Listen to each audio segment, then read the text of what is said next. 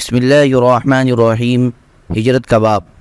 صحابہ کرام نے کس طرح اپنے پیارے وطنوں کو چھوڑا، حالانکہ وطن کا چھوڑنا انسان کے لیے بڑا مشکل کام ہے، اور انہوں نے وطن بھی اس طرح چھوڑا کہ پھر موت تک اپنے وطن کو واپس نہ گئے، اور یہ وطن چھوڑنا کس طرح ان کو دنیا اور متاع دنیا سے زیادہ محبوب ہو گیا تھا، اور انہوں نے دین کو کس طرح دنیا پر مقدم کیا، اور نہ دنیا کے ضائع ہونے کی پرواہ کی اور نہ اس کے فنا ہونے کی طرف توجہ کی، اور وہ کس طرح اپنے دین کو فتنے سے بچانے کے لیے ایک علاقے سے دوسرے علاقے کی طرف بھاگے پھرتے تھے۔ ان کی حالت ایسی تھی گویا کہ وہ آخرت ہی کے لیے پیدا کیے گئے ہیں، اور وہ صرف آخرت کی ہی فکر کرنے والے ہیں۔ چنانچہ اس کے نتیجے میں ایسا نظر آتا تھا کہ دنیا صرف انہی کے لیے پیدا کی گئی ہے۔ نبی کریم صلی اللہ علیہ وسلم اور حضرت ابو بکر رضی اللہ تعالیٰ عنہ کی ہجرت۔ حضرت عروہ سے مرسلاً منقول ہے کہ حضور صلی اللہ علیہ وسلم حج کے بعد ذی الحجہ کے بقیہ دن اور محرم اور سفر مکہ میں ٹھہرے رہے، اور جب مشرکین قریش کو اس بات کا یقین ہو گیا کہ حضور صلی اللہ علیہ وسلم یہاں سے جانے والے ہیں اور اللہ تعالیٰ نے آپ کے لیے مدینہ میں ٹھکانہ اور حفاظت کی جگہ بنا دی ہے، اور انہیں معلوم ہو گیا کہ انصار مسلمان ہو گئے ہیں اور مہاجرین ان کے پاس جا رہے ہیں، تو انہوں نے حضور صلی اللہ علیہ وسلم کے خلاف انتہائی قدم اٹھانے کا فیصلہ کر لیا، اور یہ طے کر لیا کہ وہ حضور صلی اللہ علیہ وسلم کو پکڑ کر رہیں گے، پھر نعوذ باللہ من ذالک یا تو ان کو قتل کر دیں گے یا قید کر دیں گے۔ عمرو بن خالد راوی کو شک ہے کہ قید کرنے کا ذکر ہے یا زمین پر گھسیٹنے کا، بظاہر قید کرنے کا ذکر ہے، یا آپ کو مکہ سے نکال دیں گے یا آپ کو باندھ رکھیں گے۔ اللہ تعالیٰ نے حضور صلی اللہ علیہ وسلم کو ان کی اس سازش سے باخبر کر دیا اور یہ آیت نازل فرمائی، وَإِذْ يَمْكُرُ بِكَ الَّذِينَ كَفَرُوا لِيُثْبِتُوكَ أَوْ يَقْتُلُوكَ أَوْ يُخْرِجُوكَ وَيَمْكُرُونَ وَيَمْكُرُ اللَّهُ وَاللَّهُ خَيْرُ الْمَاكِرِينَ۔ اور جب فریب کرتے تھے کافر کہ تجھ کو قید کر دیں یا مار ڈالیں یا نکال دیں، اور وہ بھی دعو کرتے تھے اور اللہ بھی دعو کرتا تھا، اور اللہ کا دعو سب سے بہتر ہے۔ جس دن حضور صلی اللہ علیہ وسلم حضرت ابو بکر رضی اللہ تعالیٰ عنہ کے گھر تشریف لے گئے، اس دن آپ کو یہ خبر لگی کہ آپ رات کو جب اپنے بستر پر لیٹ جائیں گے تو وہ کافر رات کو آپ پر حملہ کر دیں گے۔ چنانچہ رات کے اندھیرے میں آپ اور حضرت ابو بکر مکہ سے نکل کر غار ثور تشریف لے گئے، اور یہ وہی غار ہے جس کا اللہ تعالیٰ نے قرآن مجید میں ذکر فرمایا ہے۔ اور حضرت علی بن ابی طالب رضی اللہ عنہ حضور صلی اللہ علیہ وسلم کے بستر پر آ کر لیٹ گئے تاکہ جاسوسوں کو حضور صلی اللہ علیہ وسلم کے جانے کا پتہ نہ چلے، اور وہ یہ سمجھتے رہیں کہ یہ حضور صلی اللہ علیہ وسلم ہی لیٹے ہوئے ہیں، اور مشرکین قریش ساری رات ادھر ادھر پھرتے رہے اور مشورہ کرتے رہے کہ بستر پر لیٹے ہوئے آدمی کو ایک دم پکڑ لیں گے۔ وہ یوں ہی مشورہ کرتے رہے اور کوئی فیصلہ نہ کر سکے، اور باتوں ہی باتوں میں صبح ہو گئی۔ جب صبح ہوئی تو انہوں نے دیکھا کہ حضرت علی بستر سے اٹھ رہے ہیں۔ مشرکین نے ان سے حضور صلی اللہ علیہ وسلم کے بارے میں پوچھا تو حضرت علی نے بتایا کہ انہیں حضور صلی اللہ علیہ وسلم کے بارے میں کچھ خبر نہیں ہے۔ اس وقت انہیں پتہ چلا کہ حضور صلی اللہ علیہ وسلم تو جا چکے ہیں۔ آپ کی تلاش میں وہ مشرک سوار ہو کر ہر طرف چل پڑے، اور آس پاس کے چشموں والوں کو بھی یہ پیغام بھیجا کہ وہ حضور صلی اللہ علیہ وسلم کو گرفتار کر لیں، انہیں بڑا انعام ملے گا۔ اور وہ تلاش کرتے ہوئے اس غار تک پہنچ گئے جس میں حضور صلی اللہ علیہ وسلم اور حضرت ابو بکر رضی اللہ تعالیٰ عنہ تھے، حتیٰ کہ وہ غار کے اوپر بھی چڑھ گئے اور حضور صلی اللہ علیہ وسلم نے ان کی آوازیں بھی سن لیں۔ حضرت ابو بکر تو اس وقت بہت ڈر گئے اور ان پر خوف اور غم طاری ہو گیا، تو اس وقت حضور صلی اللہ علیہ وسلم نے ان سے فرمایا، لا تحزن ان اللہ معنا، غم نہ کرو، یقیناً اللہ ہمارے ساتھ ہے۔ اور آپ نے دعا مانگی، چنانچہ اللہ تعالیٰ کی طرف سے فوراً آپ پر سکینہ نازل ہوئی، جیسے کہ قرآن مجید میں ہے، فَأَنزَلَ اللَّهُ سَكِينَتَهُ عَلَيْهِ وَأَيَّدَهُ بِجُنُودٍ لَّمْ تَرَوْهَا وَجَعَلَ كَلِمَةَ الَّذِينَ كَفَرُوا السُّفْلَىٰ وَكَلِمَةُ اللَّهِ هِيَ الْعُلْيَا وَاللَّهُ عَزِيزٌ حَكِيمٌ۔ پھر اللہ تعالیٰ نے اتاری اپنی طرف سے اس پر تسکین، اور اس کی مدد کو وہ فوجیں بھیجی کہ تم نے نہیں دیکھی، اور نیچی ڈالی بات کافروں کی، اور اللہ کی بات ہمیشہ اوپر ہے، اور اللہ زبردست ہے، حکمت والا ہے۔ حضرت ابو بکر رضی اللہ تعالیٰ عنہ کے پاس کچھ دودھ والی بکریاں تھیں جو روزانہ شام کو ان کے اور ان کے گھر والوں کے پاس مکہ آ جاتی تھیں، اور یہ ان کا دودھ پی لیا کرتے تھے۔ حضرت ابو بکر کے غلام حضرت عامر بن فہیرہ رضی اللہ عنہ بڑے امانت دار، دیانت دار اور بڑے پکے مسلمان تھے۔ انہیں حضرت ابو بکر رضی اللہ تعالیٰ عنہ نے کسی رہبر کو اجرت پر لینے کے لیے بھیجا۔ چنانچہ انہوں نے بنو عبد بن عدی کا ایک آدمی اجرت پر لے لیا جسے ابن العریقط کہا جاتا تھا، جو کہ قریش کے بنو سام یعنی بنو عاص بن وائل کا حریف تھا۔ یہ آدمی اس وقت مشرک تھا اور وہ لوگوں کو راستہ بتانے کا کام کرتا تھا۔ ان دنوں وہ ہماری سواریاں لے کر چھپا رہا۔ شام کے وقت مکہ کے تمام حالات لے کر حضرت عبداللہ بن ابی بکر رضی اللہ تعالی عنہ ان دونوں حضرات کے پاس آتے اور حضرت عامر بن فہیرہ ہر رات بکریاں لے کر آتے۔ یہ حضرات ان کا دودھ نکال کر پی لیتے اور ذبح کر کے گوشت کھا لیتے۔ پھر صبح حضرت عامر بکریاں لے کر لوگوں کے چرواہے میں جا ملتے اور ان کا کسی کو پتہ بھی نہ چلتا، یہاں تک کہ جب ان حضرات کے بارے میں شور و غل بند ہو گیا اور حضرت عامر بن فہیرہ نے آ کر ان حضرات کو بتایا کہ ان کے بارے میں لوگ خاموش ہو گئے ہیں، تو حضرت عامر بن فہیرہ اور ابن عریقط ان دونوں حضرات کی 2 اونٹنیاں لے کر آ گئے اور یہ حضرات غار میں 2 رات اور 2 دن گزار چکے تھے۔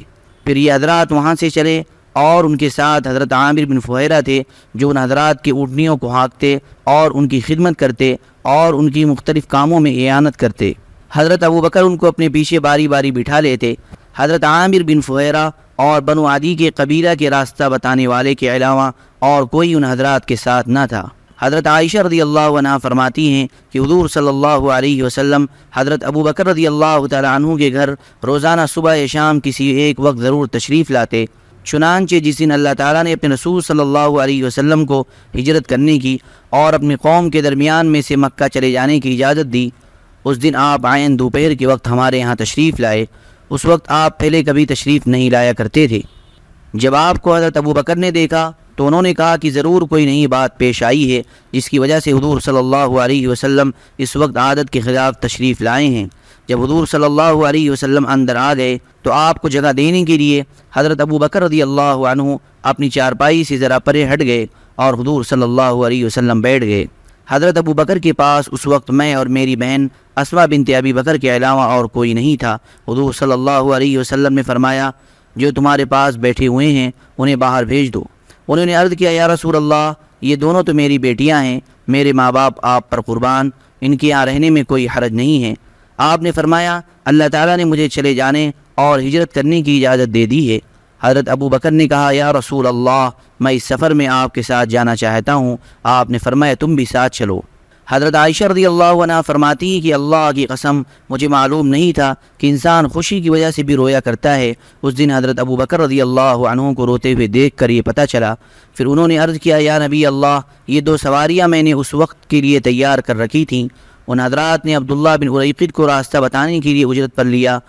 یہ قبیلہ بنو دؤل بن بکر کا تھا اور اس کی والدہ بنو سہم بن عمرو میں سے تھی، اور یہ مشرک تھا اور اسے اپنی 2 سواریاں دے دیں، اور جو وقت اسے مقرر کیا تھا اس وقت تک وہ ان 2 سواریوں کو چراتا رہا۔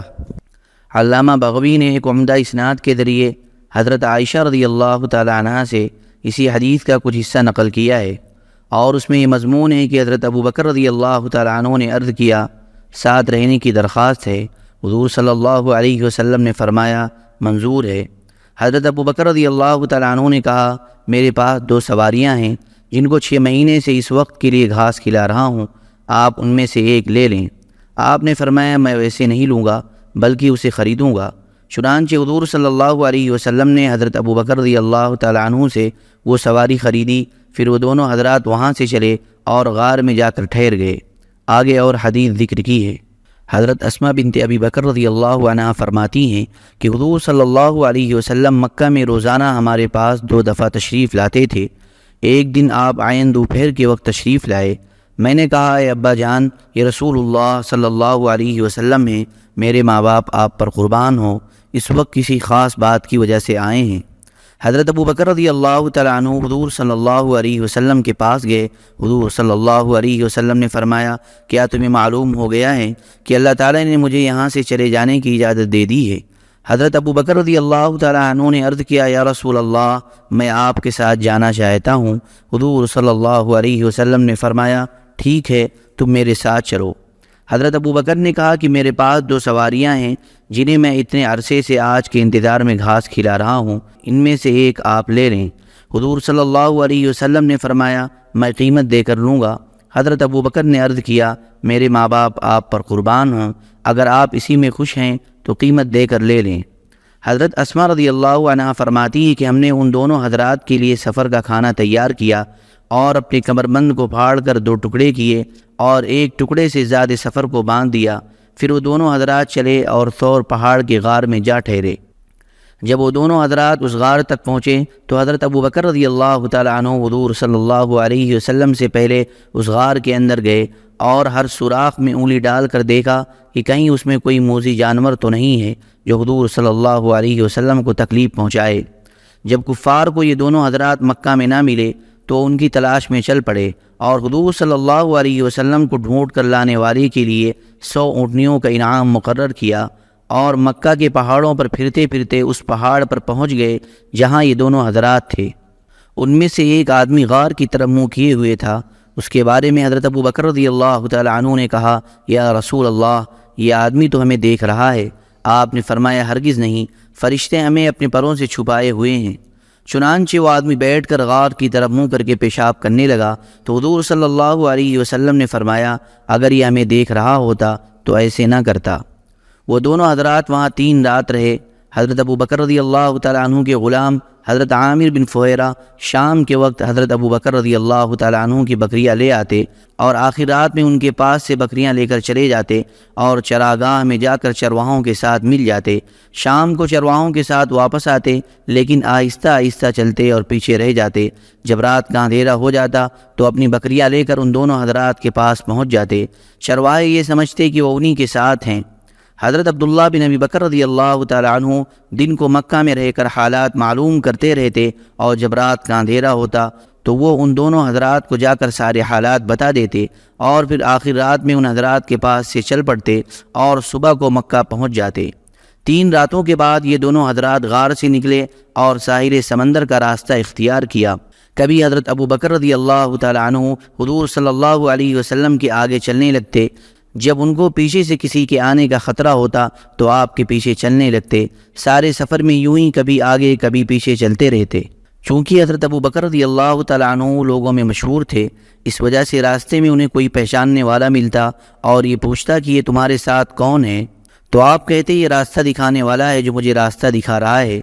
ان کا مطلب یہ ہوتا کہ مجھے دین کا راستہ دکھا رہا ہے اور دوسرا یہ سمجھتا کہ انہیں سفر کا راستہ دکھا رہا ہے۔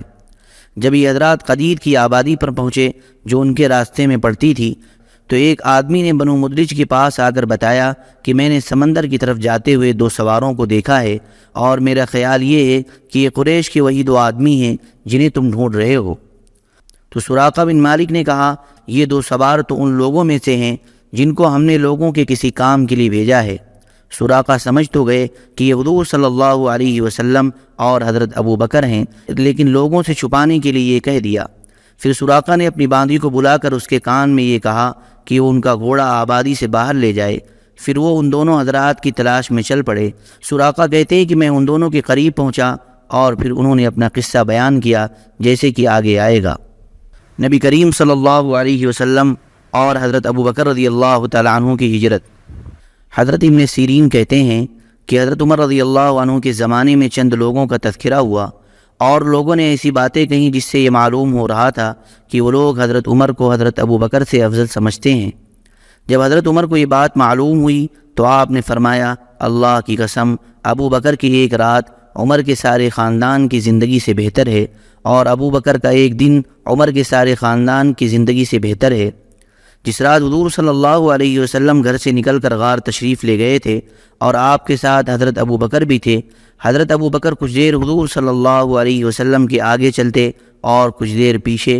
حضور صلی اللہ علیہ وسلم اس بات کو سمجھ گئے اور آپ نے فرمایا اے ابو بکر تمہیں کیا ہوا؟ کچھ دیر میرے پیچھے چلتے ہو اور کچھ دیر میرے آگے۔ انہوں نے عرض کیا یا رسول اللہ، جب مجھے خیال آتا ہے کہ پیچھے سے کوئی تلاش کرنے والا نہ آ جائے تو میں پیچھے چلنے لگتا ہوں، اور پھر جب مجھے خیال آتا ہے کہ آگے کوئی گھات میں نہ بیٹھا ہو تو میں آگے چلنے لگتا ہوں۔ حضور صلی اللہ علیہ وسلم نے فرمایا ابو بکر اگر خدا نخواستہ کوئی حادثہ پیش آئے تو کیا تم یہ پسند کرتے ہو کہ وہ میرے بجائے تمہیں پیش آئے؟ حضرت ابو بکر نے کہا قسم ہے اس ذات کے جس نے آپ کو حق دے کر بھیجا ہے، یہی بات ہے۔ جب یہ دونوں حضرات غار تک پہنچے تو حضرت ابو بکر رضی اللہ تعالی عنہ نے عرض کیا، یا رسول اللہ، آپ ذرا یہیں ٹھہرے، میں آپ کے لیے غار کو صاف کر لوں۔ چنانچہ حضرت ابو بکر رضی اللہ تعالی عنہ نے اندر جا کر غار کو صاف کیا، پھر باہر آئے تو خیال آیا کہ انہوں نے سوراخ ابھی صاف نہیں کیے، تو انہوں نے عرض کیا، یا رسول اللہ، ابھی آپ ذرا اور ٹھہریں، میں سوراخ بھی صاف کر لوں۔ چنانچہ اندر جا کر غار کو اچھی طرح صاف کیا، پھر آ کر عرض کیا، یا رسول اللہ، اندر تشریف لے آئیں۔ آپ اندر تشریف لے گئے۔ پھر حضرت عمر رضی اللہ تعالی عنہ نے کہا، قسم ہے اس ذات کے جس کے قبضے میں میری جان ہے، حضرت ابو بکر کی یہ ایک رات عمر کے پورے خاندان سے بہتر ہے۔ حضرت حسن بصری کہتے ہیں کہ حضور صلی اللہ علیہ وسلم اور حضرت ابو بکر رضی اللہ تعالی عنہ غار میں تشریف لے گئے، اور قریش بھی حضور صلی اللہ علیہ وسلم کو ڈھونڈتے ہوئے وہاں پہنچ گئے، لیکن جب انہوں نے غار کے دروازے پر مکڑی کا جالا تنا ہوا دیکھا تو کہنے لگے، اس غار کے اندر کوئی نہیں گیا۔ حضور صلی اللہ علیہ وسلم کھڑے ہوئے نماز پڑھ رہے تھے اور حضرت ابو بکر پہرا دے رہے تھے۔ حضرت ابو بکر رضی اللہ تعالی عنہ نے حضور صلی اللہ علیہ وسلم سے عرض کیا، یہ آپ کی قوم آپ کو ڈھونڈ رہی ہے، اللہ کی قسم مجھے تو اپنی جان کا کوئی غم نہیں ہے، لیکن مجھے تو اس بات کا غم ہے کہ مجھے آپ کے بارے میں کوئی ناگوار بات نہ دیکھنی پڑے۔ حضور صلی اللہ علیہ وسلم نے ان سے کہا، اے ابو بکر مت ڈرو، بے شک اللہ ہمارے ساتھ ہے۔ امام احمد نے حضرت انس رضی اللہ تعالی عنہ سے روایت کیا ہے کہ حضرت ابو بکر رضی اللہ تعالی عنہ نے ان سے یہ بیان کیا کہ جب ہم غار میں تھے تو میں نے حضور صلی اللہ علیہ وسلم سے عرض کیا، اگر ان کافروں میں سے کوئی اپنے پیروں کی طرف نظر ڈالے گا تو وہ ہمیں اپنے قدموں کے نیچے دیکھ لے گا۔ آپ نے فرمایا، اے ابو بکر، تمہارا ان دو آدمیوں کے بارے میں کیا خیال ہے جن کا تیسرا اللہ ہے؟ حضرت برا بن عازب رضی اللہ عنہ فرماتے ہیں کہ حضرت ابو بکر رضی اللہ تعالی عنہ نے میرے والد حضرت عازب رضی اللہ تعالی عنہ سے 13 درہم میں ایک زین خریدی۔ حضرت ابو بکر رضی اللہ تعالی عنہ نے حضرت عازب سے کہا کہ اپنے بیٹے برا سے کہو کہ وہ یہ زین میرے گھر پہنچا دے۔ حضرت عازب نے کہا، پہلے آپ ہمیں یہ بتائیں کہ جب حضور صلی اللہ علیہ وسلم مکہ سے ہجرت کے لیے چلے تھے اور آپ ان کے ساتھ تھے تو آپ نے کیا کیا تھا، پھر میں برا سے کہوں گا۔ حضرت ابو بکر نے کہا، ہم غار سے شروع رات میں نکلے اور ساری رات چلتے رہے، پھر اگلے سارے دن تیزی سے چلتے رہے، پھر اگلی رات چلتے رہے، حتیٰ کہ اس سے اگلا دن ہو گیا اور دوپہر ہو گئی اور گرمی تیز ہو گئی۔ پھر میں نے اپنی نظر دوڑائی کہ کہیں کوئی سایہ آ جائے جہاں ہم ٹھہر جائیں، تو مجھے ایک چٹان نظر آئی۔ میں جلدی سے وہاں گیا تو وہاں ابھی کچھ سایہ باقی تھا۔ میں نے اس جگہ کو حضور صلی اللہ علیہ وسلم کے لیے برابر کیا اور آپ کے لیے ایک پوستین بچھا دی، اور میں نے عرض کیا، یا رسول اللہ، ذرا لیٹ جائیں۔ چنانچہ آپ لیٹ گئے۔ پھر میں نکل کر دیکھنے لگا کہ کوئی تلاش کرنے والا ادھر تو نہیں آ رہا، تو مجھے بکریوں کا ایک چرواہا نظر آیا۔ میں نے کہا، اے لڑکے، تم کس کے چرواہے ہو؟ اس نے قریش کے ایک آدمی کا نام لیا جسے میں نے پہچان لیا۔ میں نے اس سے پوچھا کہ کیا تمہاری بکریوں میں دودھ ہے؟ اس نے کہا ہے۔ میں نے کہا، کچھ دودھ مجھے نکال کر دے سکتے ہو؟ یعنی کیا تمہیں یوں دودھ دینے کی اجازت ہے؟ اس نے کہا، ہاں دے سکتا ہوں۔ میرے کہنے پر اس نے ایک بکری کی ٹانگیں باندھی، پھر اس نے اس کے تھن سے غبار کو صاف کیا، پھر اس نے اپنے ہاتھوں سے غبار کو صاف کیا۔ میرے پاس ایک برتن تھا جس کے منہ پر کپڑا بندھا ہوا تھا، اس نے مجھے تھوڑا سا دودھ نکال کر دیا۔ میں نے پیالے میں پانی ڈالا جس سے نیچے تک کا حصہ ٹھنڈا ہو گیا۔ پھر میں حضور صلی اللہ علیہ وسلم کی خدمت میں آیا تو آپ بیدار ہو چکے تھے۔ میں نے کہا، یا رسول اللہ، دودھ پی لیں۔ آپ نے اتنا پیا کہ میں خوش ہو گیا۔ پھر میں نے کہا، چلنے کا وقت ہو گیا ہے۔ چنانچہ ہم وہاں سے چل پڑے۔ مکہ والے ہمیں تلاش کر رہے تھے، سراقہ بن مالک بن جوشم کے علاوہ اور کوئی ہم تک نہ پہنچ سکا۔ یہ اپنے گھوڑے پر سوار تھا۔ میں نے عرض کیا، یا رسول اللہ، یہ ڈھونڈنے والا ہم تک پہنچ گیا ہے۔ آپ نے فرمایا، غم نہ کرو، بے شک اللہ ہمارے ساتھ ہے۔ پھر وہ سراقہ جب ہمارے اور قریب آ گیا، یہاں تک کہ 1 یا 2 یا 3 نیزوں تک کا فاصلہ رہ گیا، تو میں نے کہا، یا رسول اللہ، یہ ڈھونڈنے والا ہمارے بالکل قریب آ گیا ہے، اور میں رو پڑا۔ آپ نے فرمایا، کیوں روتے ہو؟ میں نے کہا، میں اپنی وجہ سے نہیں رو رہا ہوں، بلکہ آپ کی وجہ سے رو رہا ہوں۔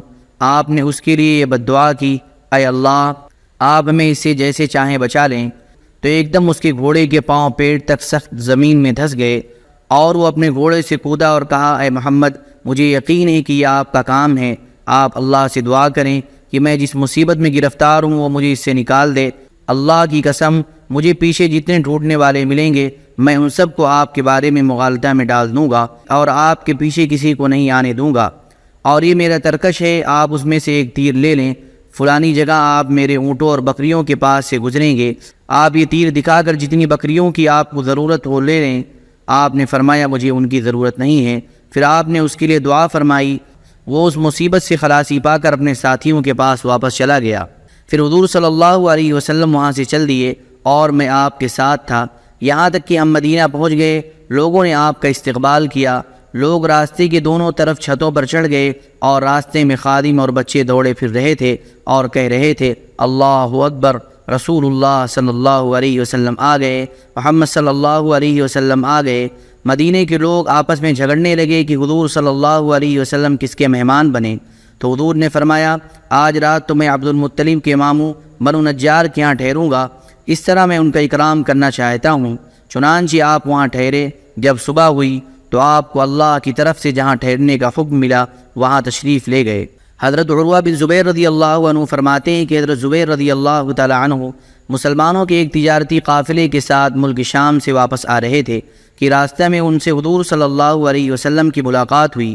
حضرت زبیر رضی اللہ تعالی عنہ نے حضور صلی اللہ علیہ وسلم اور حضرت ابو بکر رضی اللہ تعالی عنہ کو سفید کپڑے پہنائے، اور مدینہ میں مسلمانوں نے حضور صلی اللہ علیہ وسلم کے مکہ سے روانہ ہونے کی خبر سن لی تھی۔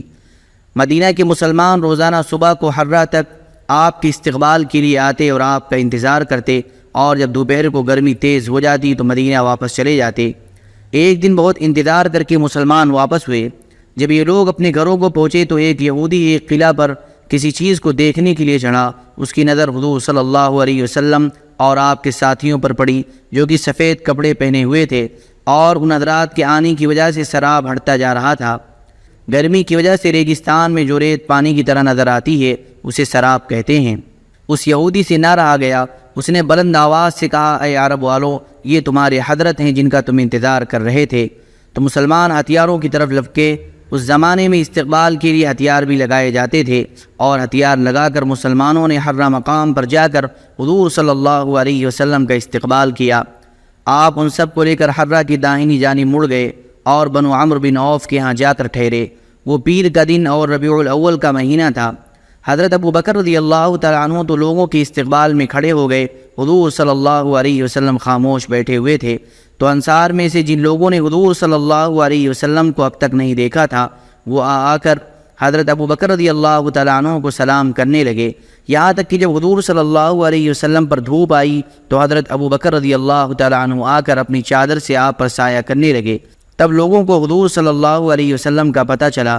حضور صلی اللہ علیہ وسلم 10 راتوں سے زیادہ بنو عمرو بن عوف کے ہاں ٹھہرے، اور آپ نے وہاں اس مسجد کی بنیاد رکھی جس کے بارے میں قرآن مجید میں ہے لمسجد اسس علی التقوی، البتہ وہ مسجد جس کی بنیاد دھری گئی پرہیزگاری پر۔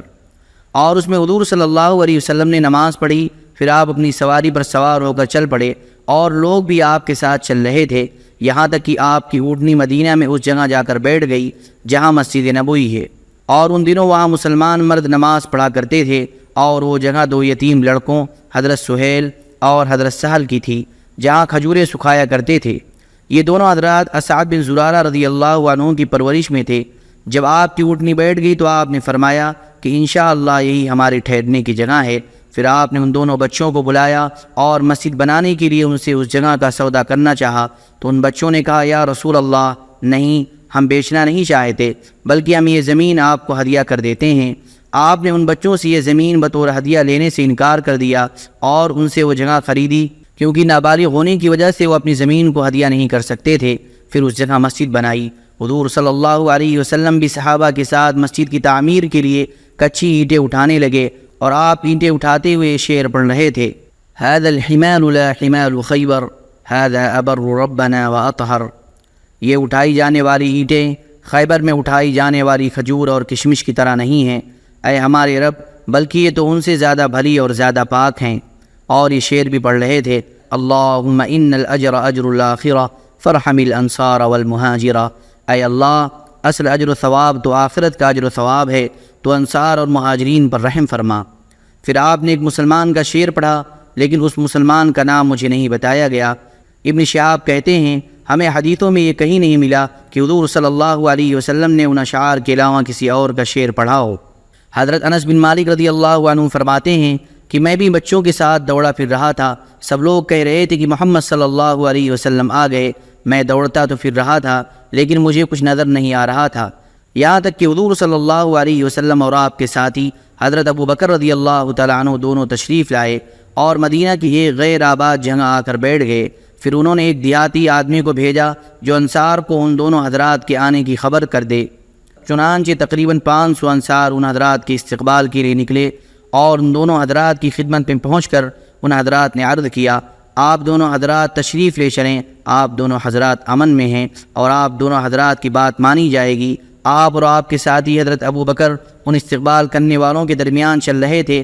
تمام مدینہ والے استقبال کے لیے نکل آئے، یہاں تک کہ کنواری لڑکیاں گھروں کی چھتوں پر ایک دوسرے سے آگے بڑھ بڑھ کر حضور صلی اللہ علیہ وسلم کو دیکھ رہی تھی اور ایک دوسرے سے پوچھ رہی تھی کہ ان میں حضور صلی اللہ علیہ وسلم کون سے ہیں۔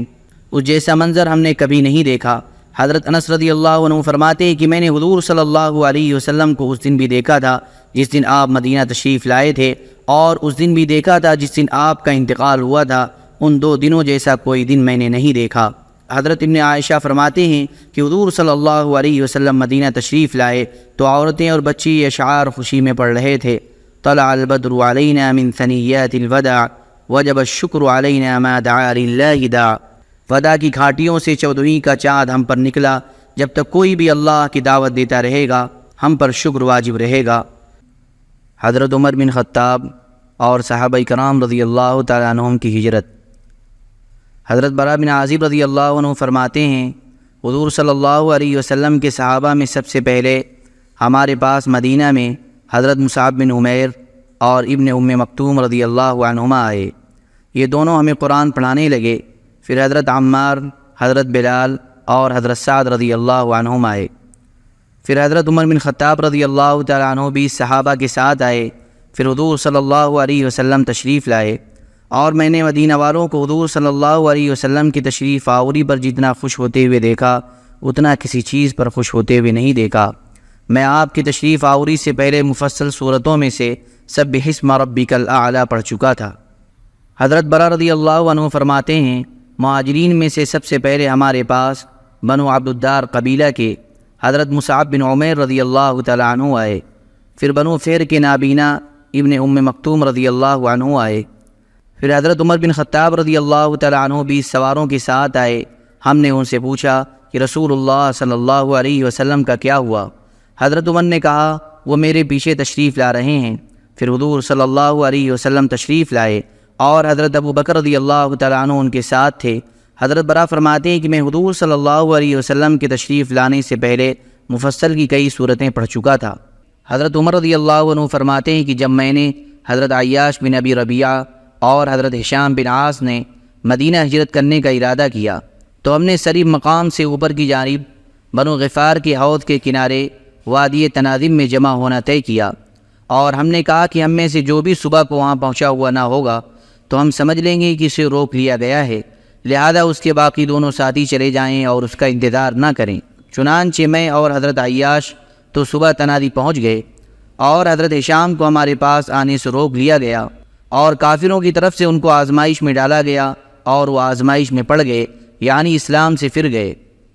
جب ہم مدینہ آئے تو ہم قباء میں بنو عمرو بن عوف کے ہاں ٹھہرے۔ حضرت عیاش ابو جہل بن ہشام اور حارث بن ہشام کے چچا زاد بھائی اور ماں شریک بھائی تھے۔ ابو جہل اور حارث حضرت عیاش کو واپس لے جانے کے لیے مدینہ آئے اور رسول اللہ صلی اللہ علیہ وسلم ابھی مکہ ہی میں تھے۔ ان دونوں نے حضرت عیاش سے بات کی اور ان سے کہا کہ تمہاری ماں نے یہ نظر مانی ہے کہ جب تک وہ تم کو دیکھ نہ لے گی وہ نہ سر میں کنگھی کرے گی اور نہ دھوپ سے سائے میں جائے گی۔ ماں کا یہ حال سن کر ان کا دل نرم پڑ گیا۔ میں نے ان سے کہا اللہ کی قسم یہ لوگ تم کو تمہارے دین سے ہٹانا چاہتے ہیں، ان سے چوکنے رہو۔ اللہ کی قسم جب جوئیں تمہاری ماں کو تنگ کریں گی تو وہ ضرور کنگھی کرے گی، اور جب مکہ کی گرمی اس کو ستائے گی تو وہ خود سائے میں چلی جائے گی۔ اس پر حضرت عیاش نے کہا میں اپنی ماں کی نظر بھی پوری کراتا ہوں اور میرا وہاں کچھ مال ہے وہ بھی میں لے آتا ہوں۔ میں نے کہا اللہ کی قسم تمہیں خوب معلوم ہے میں قریش کے بڑے مالداروں میں سے ہوں، تم ان کے ساتھ مت جاؤ، میں تمہیں اپنا آدھا مال دے دیتا ہوں۔ لیکن انہوں نے میری بات نہ مانی اور ان دونوں کے ساتھ جانے پر مصر رہے۔ جب انہوں نے ان کے ساتھ جانے کی ٹھان ہی لی تو میں نے ان سے کہا تم نے جو کرنا تھا وہ کر لیا اور ان کے ساتھ جانے کا ارادہ کر ہی لیا تو یہ میری اونٹنی لو، یہ بڑی عمدہ نسل کی اور مان کر چلنے والی ہے، تم اس کی پیٹھ پر بیٹھے رہنا۔ اگر تمہیں ان دونوں کی کسی بات سے شک ہو تو اس پر بھاگ کر اپنی جان بچا لینا۔ چنانچہ وہ اس اونٹنی پر سوار ہو کر ان دونوں کے ساتھ چل پڑے۔ راستے میں ایک جگہ ابو جہل نے ان سے کہا، اے میرے بھائی، اللہ کی قسم میرا یہ اونٹ سست پڑ گیا ہے، کیا تم مجھے اپنی اس اونٹنی پر پیچھے نہیں بٹھا لیتے؟ حضرت عیاش نے کہا، ہاں ضرور، اور انہوں نے اپنی اونٹنی نیچے بٹھا لی اور ان دونوں نے بھی اپنے اونٹ بٹھا لیے تاکہ ابو جہل ان کی اونٹنی پر سوار ہو جائے۔ جیسے ہی وہ زمین پر اترے تو یہ دونوں حضرت عیاش پر جھپٹے اور انہیں رسی سے اچھی طرح باندھ لیا اور انہیں مکہ لے گئے اور اسلام سے ہٹانے کے لیے ان پر بڑا زور ڈالا۔ آخر وہ اسلام کو چھوڑ گئے۔ ہم یہ کہا کرتے تھے کہ جو مسلمان اسلام کو چھوڑ کر کفر میں چلا جائے گا پھر اللہ اس کی توبہ قبول نہیں کریں گے، اور اسلام چھوڑ کر چلے جانے والے بھی یہی سمجھتے تھے، یہاں تک کہ حضور صلی اللہ علیہ وسلم مدینہ تشریف لے آئے اور اللہ تعالیٰ نے یہ آیتیں نازل فرمائیں۔ قل يا عبادي الذين اسرفوا على انفسهم لا تقنطوا من رحمة الله ان الله يغفر الذنوب جميعا انه هو الغفور الرحيم وأنيبوا إلى ربكم وأسلموا له من قبل أن يأتيكم العذاب ثم لا تنصرون واتبعوا أحسن ما أنزل إليكم من ربكم من قبل أن يأتيكم العذاب بغتة وأنتم لا تشعرون۔ کہہ دے، اے بندو میرے جنہوں نے زیادتی کی ہے اپنی جان پر، آس مت توڑو اللہ کی مہربانی سے، بے شک اللہ بخشتا ہے سب گناہ، وہی جو ہے وہی ہے گناہ معاف کرنے والا مہربان۔ اور رجوع ہو جاؤ اپنے رب کی طرف اور اس کی حکم برداری کرو، اس سے پہلے کہ آئے تم پر عذاب، پھر کوئی تمہاری مدد کو نہ آئے گا، اور چلو بہتر بات پر جو اتری تمہاری طرف تمہارے رب سے، اس سے پہلے کہ پہنچے تم پر عذاب اچانک اور تم کو خبر نہ ہو۔ حضرت عمر رضی اللہ عنہ فرماتے ہیں کہ میں نے یہ آیتیں لکھ کر حضرت ہشام بن عاص کے پاس بھیج دیں۔ حضرت ہشام کہتے ہیں کہ جب یہ آیتیں میرے پاس پہنچی تو میں ان کو ذی طویٰ مقام پر پڑھنے لگا اور ان کے معنی اور مطلب کو سمجھنے کے لیے ان کو اوپر نیچے دیکھنے لگا، لیکن مجھے ان کا مطلب سمجھ میں نہ آیا، یہاں تک کہ میں نے یہ دعا مانگی، اے اللہ یہ آیتیں مجھے سمجھا دے۔ پھر اللہ نے میرے دل میں یہ مطلب ڈالا کہ یہ آیتیں ہمارے بارے میں نازل ہوئی ہیں، ہم جو اپنے دلوں میں سوچا کرتے تھے اور صحابہ جو ہمارے بارے میں کہا کرتے تھے کہ جو اسلام کو چھوڑ کر کفر میں چلا جائے گا پھر اللہ اس کی توبہ قبول نہیں کرے گا۔ اب اللہ تعالیٰ نے یہ آیتیں نازل فرما کر بتایا ہے کہ توبہ قبول ہو جائے گی۔ جب یہ مطلب میری سمجھ میں آ گیا اور مجھے اپنی توبہ قبول ہو جانے کی بات معلوم ہو گئی تو میں اپنے اونٹ کے پاس آیا اور اس پر سوار ہو کر مدینہ حضور صلی اللہ علیہ وسلم کی خدمت میں حاضر ہو گیا۔ حضرت قتادہ رضی اللہ عنہ فرماتے ہیں کہ سب سے پہلے اللہ کے لیے جس نے اپنے اہل و عیال کے ساتھ ہجرت کی وہ حضرت عثمان رضی اللہ تعالیٰ عنہ ہیں۔ میں نے حضرت نضر بن انس کو یہ فرماتے ہوئے سنا کہ میں نے حضرت ابو حمزہ یعنی انس رضی اللہ تعالیٰ عنہ کو فرماتے ہوئے سنا کہ حضرت عثمان بن عفان رضی اللہ تعالیٰ عنہ ہجرت کر کے حبشہ چلے گئے اور ان کے ساتھ ان کی بیوی حضرت رقیہ رضی اللہ عنہا حضور صلی اللہ علیہ وسلم کی صاحبزادی بھی تھیں۔ حضور صلی اللہ علیہ وسلم کے پاس ان دونوں کی خیر خبر آنے میں دیر ہو گئی۔ پھر قریش کی ایک عورت آئی اور اس نے کہا، اے محمد میں نے تمہارے داماد کو دیکھا تھا اور ان کے ساتھ ان کی بیوی بھی تھیں۔ آپ نے فرمایا تم نے ان دونوں کو کس حال میں دیکھا؟ اس عورت نے کہا میں نے ان دونوں کو دیکھا کہ انہوں نے اپنی بیوی کو ایک کمزور سے گدھے پر سوار کر رکھا تھا اور خود اس کو پیچھے سے ہانک رہے تھے۔ حضور صلی اللہ علیہ وسلم نے فرمایا اللہ تعالیٰ ان دونوں کے ساتھ رہے۔ حضرت عثمان حضرت لوط علیہ السلام کے بعد پہلے شخص ہیں جنہوں نے اپنے اہل و عیال کے ساتھ ہجرت کی ہے۔ طبرانی نے حضرت انس رضی اللہ تعالیٰ عنہ سے اسی حدیث کے ہم معنی روایت کی اور اس میں یہ بھی ہے کہ ان کے بارے میں حضور صلی اللہ علیہ وسلم کو کوئی خبر نہ ملی۔ حضور صلی اللہ علیہ وسلم گھر سے باہر تشریف لا کر ان کے بارے میں لوگوں سے خیر خبر پوچھا کرتے۔ آپ کو ان کے بارے میں کوئی خبر ملنے کا بڑا انتظار تھا۔ آخر ایک عورت آئی اور اس نے آپ کو ان کے بارے میں بتایا۔ حضرت علی بن ابی طالب رضی اللہ تعالیٰ عنہ کی ہجرت۔ حضرت علی رضی اللہ عنہ فرماتے ہیں جب رسول اللہ صلی اللہ علیہ وسلم ہجرت فرما کر مدینہ تشریف لے جانے لگے تو آپ نے مجھ سے فرمایا کہ میں آپ کے بعد ٹھہر کر لوگوں کی جو امانتیں حضور صلی اللہ علیہ وسلم کے پاس تھیں وہ لوگوں کو پہنچا دوں۔ چونکہ لوگ آپ کے پاس امانت رکھواتے تھے، اسی وجہ سے آپ کو الامین کہا جاتا تھا۔ میں آپ کے بعد 3 دن وہیں رہا۔ میں گھر سے باہر علی الاعلان لوگوں میں چلتا پھرتا تھا، ایک دن بھی چھپ کر نہیں بیٹھا۔ پھر میں مکہ سے نکل کر حضور صلی اللہ علیہ وسلم والے راستے پر چل دیا، یہاں تک کہ جب بنو عمرو بن عوف کے یہاں پہنچا تو حضور صلی اللہ علیہ وسلم بھی وہاں ہی قیام پذیر تھے۔ میں کلثوم بن عدم کے یہاں ٹھہرا اور حضور صلی اللہ علیہ وسلم بھی وہاں ہی ٹھہرے ہوئے تھے۔ حضرت جعفر بن ابی طالب اور صحابہ کرام رضی اللہ تعالیٰ عنہم کا پہلے حبشہ پھر مدینہ ہجرت کرنا۔ حضرت محمد بن حاتب رضی اللہ عنہ فرماتے ہیں کہ رسول اللہ صلی اللہ علیہ وسلم نے فرمایا، میں نے خواب میں کھجوروں والی سرزمین دیکھی ہے، تم لوگ وہاں چلے جاؤ۔ چنانچہ حضرت حاتب اور حضرت جعفر رضی اللہ تعالیٰ عنہ سمندر کے راستے سے روانہ ہوئے۔ حضرت محمد فرماتے ہیں کہ میں اسی کشتی میں پیدا ہوا جس میں یہ حضرات روانہ ہوئے تھے۔ حضرت عمیر بن اسحاق فرماتے ہیں کہ حضرت جعفر رضی اللہ تعالیٰ عنہ نے حضور صلی اللہ علیہ وسلم کی خدمت میں عرض کیا، یا رسول اللہ، آپ مجھے اجازت دیں کہ میں کسی ایسی سرزمین میں چلا جاؤں جہاں میں بے خوف و خطر اللہ کی عبادت کر سکوں۔ حضور صلی اللہ علیہ وسلم نے آپ کو اجازت دے دی اور وہ نجاشی کے پاس چلے گئے۔ پھر انہوں نے پوری حدیث ذکر کی ہے جیسے کہ عنقریب آئے گی۔ حضرت ام سلمہ رضی اللہ عنہ فرماتی ہیں کہ جب سرزمین مکہ مسلمانوں پر تنگ ہو گئی اور رسول اللہ صلی اللہ علیہ وسلم کے صحابہ کو طرح طرح ستایا گیا اور ان کو بڑی آزمائشوں میں ڈالا گیا، اور انہوں نے دیکھا کہ دین کی وجہ سے ان پر آزمائش اور مصیبتیں آ رہی ہیں، اور یہ بھی دیکھ لیا کہ حضور صلی اللہ علیہ وسلم ان کو ان آزمائشوں اور مصیبتوں سے بچا نہیں سکتے ہیں، اور خود حضور صلی اللہ علیہ وسلم اپنی قوم اور اپنے چچا کی وجہ سے حفاظت میں ہیں، جس کی وجہ سے حضور صلی اللہ علیہ وسلم کو کوئی ناگوار بات پیش نہیں آتی اور نہ آپ کو صحابہ والی تکلیفیں پہنچتی ہیں۔ تو حضور صلی اللہ علیہ وسلم نے اپنے صحابہ سے فرمایا کہ ملک حبشہ میں ایک ایسا بادشاہ ہے جس کے یہاں کسی پر ظلم نہیں ہوتا ہے، لہذا تم اس کے ملک میں چلے جاؤ، یہاں تک کہ اللہ تعالیٰ تمہیں اس تنگی سے نجات دے اور جن مصیبتوں میں تم مبتلا ہو ان سے نکلنے کا راستہ بنا دے۔ چنانچہ اب لوگ جماعتیں بن کر حبشہ جانے لگے اور وہاں جا کر ہم اکٹھے ہو گئے اور وہاں رہنے لگے۔ بڑا اچھا علاقہ تھا، وہاں کے لوگ بہترین پڑوسی تھے، ہم اطمینان سے اپنے دین پر چلنے لگے، وہاں ہمیں کسی قسم کے ظلم کا اندیشہ نہ تھا۔ جب قریش نے یہ دیکھا کہ ہمیں رہنے کو ایک علاقہ مل گیا ہے جہاں ہم امن سے رہ رہے ہیں تو انہیں یہ بہت برا لگا اور انہیں ہم پر بڑا غصہ آیا، اور انہوں نے جمع ہو کر یہ فیصلہ کیا کہ وہ ہمارے بارے میں نجاشی کے پاس ایک وفد بھیجیں گے جو ہمیں نجاشی کے ملک سے نکال کر ان کے پاس مکہ واپس لے آئے۔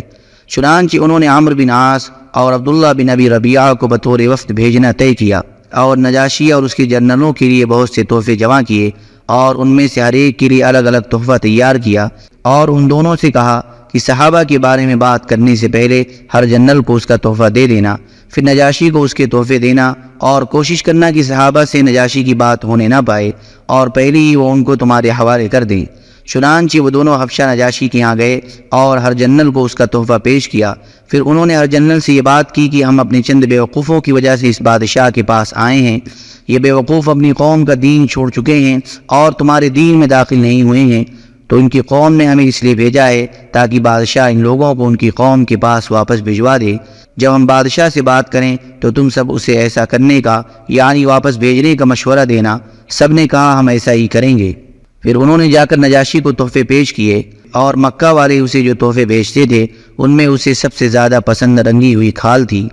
جب وہ اسے تحفے دے چکے تو انہوں نے نجاشی سے کہا کہ اے بادشاہ، ہمارے چند بیوقوف نوجوانوں نے اپنی قوم کا دین چھوڑ دیا ہے اور آپ کے دین میں بھی داخل نہیں ہوئے ہیں، اور ایک نیا گڑھا ہوا دین انہوں نے اختیار کیا ہے جسے ہم نہیں جانتے، اور اب انہوں نے تمہارے ملک میں آ کر پناہ لے لی ہے، اور آپ کی خدمت میں ان کے بارے میں بات کرنے کے لیے ان کے خاندان، ان کے والدین، ان کے چچا اور ان کی قوم نے ہم لوگوں کو بھیجا ہے تاکہ ان کو ان کی قوم کے پاس واپس بھیج دیں، کیونکہ ان کی قوم والے ان کو آپ سے زیادہ جانتے ہیں، اور یہ لوگ آپ کے دین میں کبھی داخل نہیں ہوں گے کہ آپ اس وجہ سے ان کی حمایت اور حفاظت کریں۔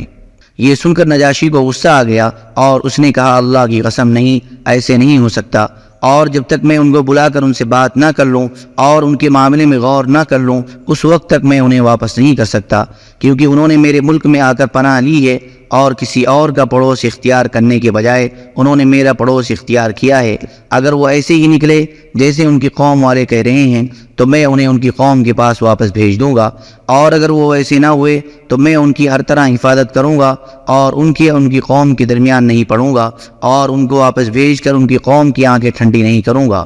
چنانچہ نجاشی نے مسلمانوں کو بلایا۔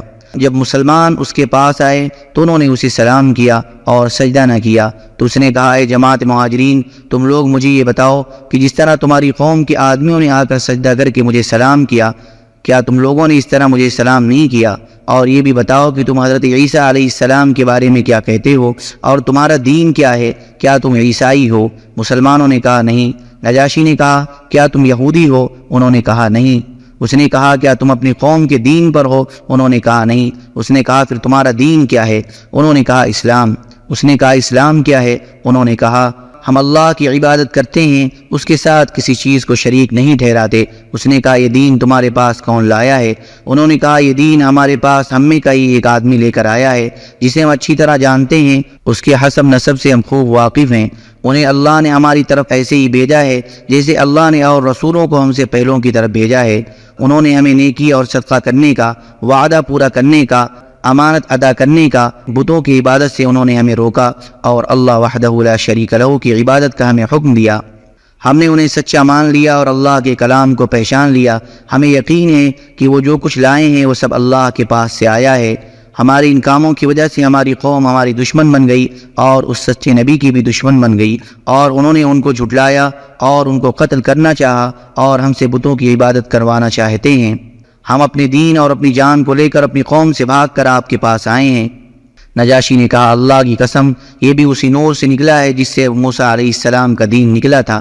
حضرت جعفر رضی اللہ تعالیٰ عنہ نے فرمایا، باقی رہی سلام کرنے کی بات، تو رسول اللہ صلی اللہ علیہ وسلم نے ہمیں بتایا کہ جنت والوں کا سلام السلام علیکم ہے، آپ نے ہمیں اسی کا حکم دیا ہے، چنانچہ ہم نے آپ کو ویسے ہی سلام کیا جیسے ہم آپس میں کرتے ہیں۔ جہاں تک حضرت عیسیٰ بن مریم کا تعلق ہے تو اللہ کے بندے اور اس کے رسول ہیں اور اللہ کا وہ کلمہ ہے جس کو اللہ نے مریم کی طرف القاء فرمایا تھا، اور اللہ کی پیدا کی ہوئی روح ہیں، اور اس کنواری عورت کے بیٹے ہیں جو الگ تھلگ رہنے والی تھی۔ نجاشی نے ایک تنکا اٹھا کر کہا، اللہ کی قسم، تم نے جو کچھ بتایا ہے حضرت عیسیٰ بن مریم اس سے اتنے بھی، یعنی اس تنکے کے برابر بھی زیادہ نہیں ہے۔ یہ سن کر حبشہ کے معزز سرداروں نے کہا، اللہ کی قسم، اگر حبشہ کے لوگوں نے تمہاری بات کو سن لیا تو وہ تمہیں بادشاہ سے ہٹا دیں گے۔ اس نے کہا، اللہ کی قسم، میں حضرت عیسیٰ کے بارے میں کبھی بھی اس کے علاوہ اور کچھ نہیں کہوں گا۔ جب اللہ نے میرا ملک مجھے واپس کیا تھا تو اللہ نے میرے بارے میں لوگوں کی بات نہیں مانی تھی، تو اب میں اللہ کے دین کے بارے میں ان لوگوں کی بات کیوں مانوں؟ ایسے کام سے اللہ کی پناہ۔ امام احمد نے حضور صلی اللہ علیہ وسلم کی زوجہ محترمہ حضرت ام سلمہ رضی اللہ تعالیٰ عنہ سے لمبی حدیث نقل کی ہے۔ اس میں یہ مضمون بھی ہے کہ نجاشی نے رسول اللہ صلی اللہ علیہ وسلم کے صحابہ کے پاس آدمی بھیج کر ان کو بلایا۔ جب اس کا قاصد مسلمانوں کے پاس آیا تو وہ سب جمع ہو کر ایک دوسرے سے مشورہ کرنے لگے کہ جب تم اس نجاشی کے پاس جاؤ گے تو اس آدمی یعنی حضرت عیسیٰ علیہ السلام کے بارے میں کیا کہو گے؟ تو انہوں نے کہا، ہم وہی کہیں گے جو حضور صلی اللہ علیہ وسلم نے ہمیں سکھایا اور جس کا حضور صلی اللہ علیہ وسلم نے ہمیں حکم دیا، پھر جو چاہے ہو۔ جب یہ حضرات نجاشی کے پاس گئے تو اس نے اپنے بڑے بڑے پادریوں کو بلا رکھا تھا اور وہ اپنی کتابیں کھول کر نجاشی کے چاروں طرف بیٹھے ہوئے تھے۔ نجاشی نے ان حضرات سے پوچھا، یہ دین کیا ہے جس کی وجہ سے تم نے اپنی قوم کو چھوڑ دیا اور نہ میرے دین میں داخل ہوئے اور نہ موجودہ دینوں میں سے کسی دین میں؟ حضرت ام سلمہ رضی اللہ عنہ فرماتی ہیں کہ نجاشی سے بات کرنے والے حضرت جعفر رضی اللہ تعالیٰ عنہ تھے۔ انہوں نے فرمایا، اے بادشاہ، ہم لوگ جاہل تھے، بتوں کو پوجتے تھے، مردار کھا لیتے تھے، بے حیائی کے کام کرتے تھے اور رشتے ناتوں کو توڑتے تھے، پڑوسی سے برا سلوک کرتے تھے، ہمارا طاقتور کمزور کو کھا جاتا تھا۔ ہم اس حال میں تھے کہ ہم میں سے ایک آدمی کو اللہ نے رسول بنا کر ہمارے پاس بھیجا جس کے حسب و نسب کو، سچائی اور امانت داری کو، اس کی پاک دامنی کو ہم پہلے سے جانتے تھے۔ انہوں نے ہمیں اللہ عز و جل کی طرف بلایا کہ ہم اسے ایک مانیں اور اسی کی عبادت کریں۔ ہم اور ہمارے باپ دادا اللہ کے علاوہ جن پتھروں اور بتوں کی عبادت کرتے تھے ہم انہیں چھوڑ دیں، اور انہوں نے ہمیں سچ بولنے، امانت ادا کرنے، صلہ رحمی کرنے، پڑوسی سے اچھا سلوک کرنے، حرام کاموں اور ناحق کے خون بہانے سے رجانے کا حکم دیا، اور ہمیں بے حیائی کے کاموں، جھوٹی گواہی دینے، یتیم کا مال کھا جانے سے اور پاک دامن عورت پر تہمت لگانے سے روکا، اور ہمیں اس بات کا حکم دیا کہ ہم اللہ کی عبادت کریں اور اس کے ساتھ کسی چیز کو شریک نہ ٹھہرائیں، نماز قائم کریں اور زکوٰۃ دیں۔ اسی طرح حضرت جعفر رضی اللہ تعالیٰ عنہ نے دین کے اور احکام کا بھی ذکر کیا۔ ہم نے ان کی تصدیق کی اور ان پر ایمان لائے، اور جو کچھ وہ لے کر آئے اس میں یعنی اس کی تعمیل میں ان کا اتباع کیا۔ چنانچہ ہم نے ایک اللہ کی عبادت شروع کر دی کہ اس کے ساتھ کسی چیز کو بھی شریک نہیں ٹھہراتے ہیں، اور اللہ نے ہم پر جو کچھ حرام کیا ہم نے اسے حرام سمجھا، اور اس نے جو ہمارے لیے حلال کیا ہم نے اسے حلال سمجھا۔ ہماری قوم نے ہم پر ظلم شروع کر دیا، انہوں نے ہمیں طرح طرح کے عذاب دیے، اور ہمیں ہمارے دین سے ہٹانے کے لیے ہمیں بڑی آزمائشوں میں ڈالا، تاکہ ہم اللہ کی عبادت چھوڑ کر دوبارہ بتوں کی عبادت شروع کر دیں، اور جن برے کاموں کو ہم پہلے حلال سمجھتے تھے اب پھر ان کاموں کو حلال سمجھنے لگ جائیں۔ جب انہوں نے ہمیں بہت دبایا اور ہم پر بڑے ظلم ڈھائے اور ہمیں بڑی مشقتیں اٹھانی پڑیں اور دین پر عمل کرنے میں وہ لوگ رکاوٹ بن گئے، تو اے بادشاہ ہم آپ کے ملک میں آ گئے اور دوسروں کو چھوڑ کر آپ کا انتخاب کیا اور آپ کے پڑوس میں رہنا پسند کیا، اور ہمیں امید ہے کہ آپ کے یہاں ہم پر ظلم نہیں ہوگا۔ نجاشی نے کہا، تمہارے نبی جو کلام اللہ کے یہاں سے لے کر آئے ہیں کیا تمہیں اس میں سے کچھ یاد ہے؟ حضرت جعفر رضی اللہ تعالیٰ عنہ نے کہا، ہاں یاد ہے۔ نجاشی نے ان سے کہا، پڑھ کر سناؤ۔ انہوں نے کاف ہا یا عین صاد سورہ مریم کی ابتدائی آیتیں پڑھ کر سنائی۔ یہ سن کر نجاشی اتنا رویا کہ اس کی داڑھی تر ہو گئی۔ حضرت جعفر رضی اللہ تعالیٰ عنہ کی تلاوت سن کر نجاشی کے بڑے پادری بھی اتنے روئے کہ ان کی کتابیں گیلی ہو گئیں۔ پھر نجاشی نے کہا کہ یہ کلام اور وہ کلام جو موسیٰ علیہ السلام لے کر آئے تھے دونوں ایک ہی نور سے نکلے ہوئے ہیں۔ اور قریش کے دونوں قاصدوں سے نجاشی نے کہا، تم دونوں یہاں سے چلے جاؤ، میں ان لوگوں کو تمہارے حوالے نہیں کر سکتا بلکہ اسے سوچ بھی نہیں سکتا۔ جب وہ دونوں نجاشی کے دربار سے باہر گئے تو عمرو بن عاص نے اپنے ساتھیوں سے کہا، آج تو بات ہو چکی، اللہ کی قسم میں کل نجاشی کے پاس جا کر ان مسلمانوں کا ایسا عیب بیان کروں گا جس سے مسلمانوں کی جماعت کی جڑ کٹ جائے گی۔ ان دونوں میں سے عبداللہ بن ابی ربیعہ ہمارے بارے میں ذرا محتاط اور نرم تھے، اس لیے اس نے کہا، ایسے نہ کرو، کیونکہ اگرچہ ہمارے مخالف ہیں لیکن ہیں تو ہمارے رشتہ دار۔ عمرو بن عاص نے کہا، اللہ کی قسم میں تو نجاشی کو ضرور بتاؤں گا کہ یہ مسلمان حضرت عیسیٰ بن مریم کو اللہ کا بندہ سمجھتے ہیں۔ چنانچہ اگلے دن حضرت عمرو بن عاص نے نجاشی کے یہاں جا کر کہا، اے بادشاہ، یہ مسلمان حضرت عیسیٰ بن مریم کے بارے میں گستاخی کی بڑی بات کہتے ہیں، آپ آدمی بھیج کر ان کو بلائیں اور ان سے پوچھیں کہ وہ حضرت عیسیٰ علیہ السلام کے بارے میں کیا کہتے ہیں۔ چنانچہ نجاشی نے مسلمانوں کے پاس آدمی بھیجا کہ بادشاہ مسلمانوں سے حضرت عیسیٰ علیہ السلام کے بارے میں پوچھنا چاہتا ہے۔ حضرت ام سلمہ فرماتی ہیں، ایسی پریشانی ہم پر کبھی نہیں آئی تھی۔ چنانچہ سارے مسلمان جمع ہوئے اور وہ ایک دوسرے سے کہنے لگے، جب نجاشی تم سے حضرت عیسیٰ علیہ السلام کے بارے میں پوچھے گا تو تم ان کے بارے میں کیا کہو گے؟ تو مسلمانوں نے طے کیا کہ اللہ کی قسم ہم وہی کہیں گے جو ان کے بارے میں اللہ نے فرمایا ہے اور جو ہمارے نبی صلی اللہ علیہ وسلم ہمارے پاس لے کر آئے ہیں، ہم تو سچی بات بتائیں گے چاہے کچھ ہو جائے۔ چنانچہ جب مسلمان نجاشی کے پاس گئے تو اس نے ان سے کہا، تم لوگ حضرت عیسیٰ بن مریم کے بارے میں کیا کہتے ہو؟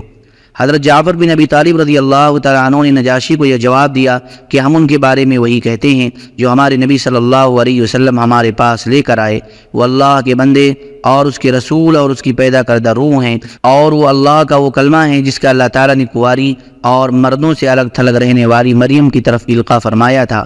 نجاشی نے اپنا ہاتھ زمین کی طرف بڑھایا اور ایک تنکا اٹھا کر کہنے لگا، اللہ کی قسم تم نے جو کہا ہے حضرت عیسیٰ علیہ السلام اس سے اس تنکے کے برابر بھی بڑے ہوئے نہیں ہیں۔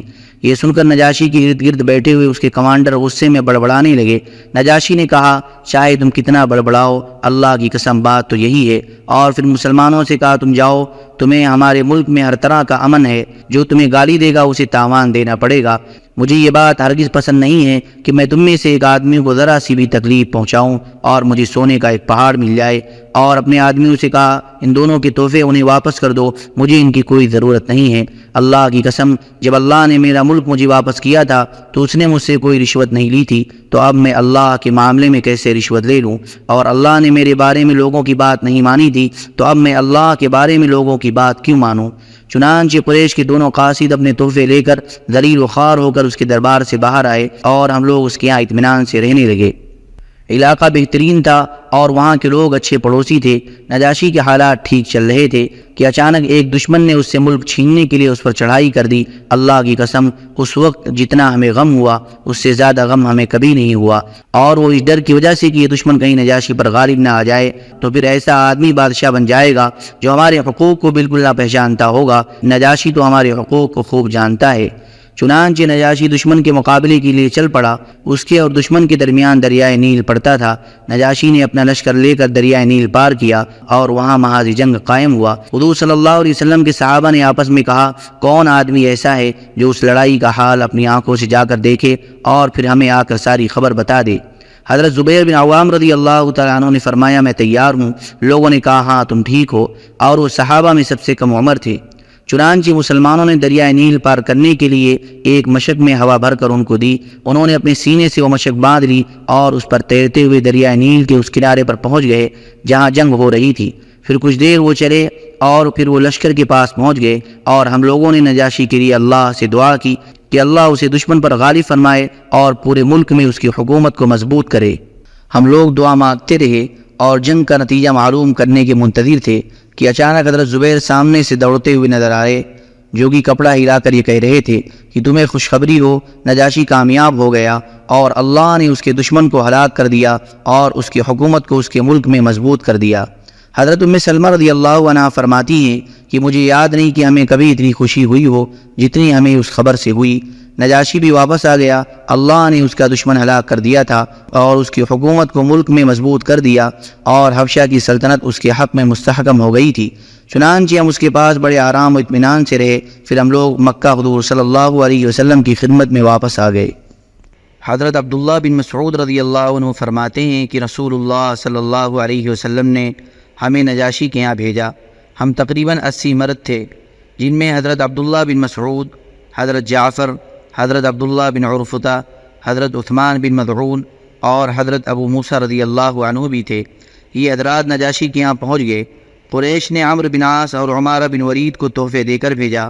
جب دونوں نجاشی کے دربار میں پہنچے تو دونوں نے اسے سجدہ کیا اور پھر جلدی سے بڑھ کر اس کے دائیں بائیں بیٹھ گئے اور اس سے کہا کہ ہمارے کچھ چچا زاد بھائی ہمیں اور ہمارے دین کو چھوڑ کر تمہارے ملک میں آ گئے ہیں۔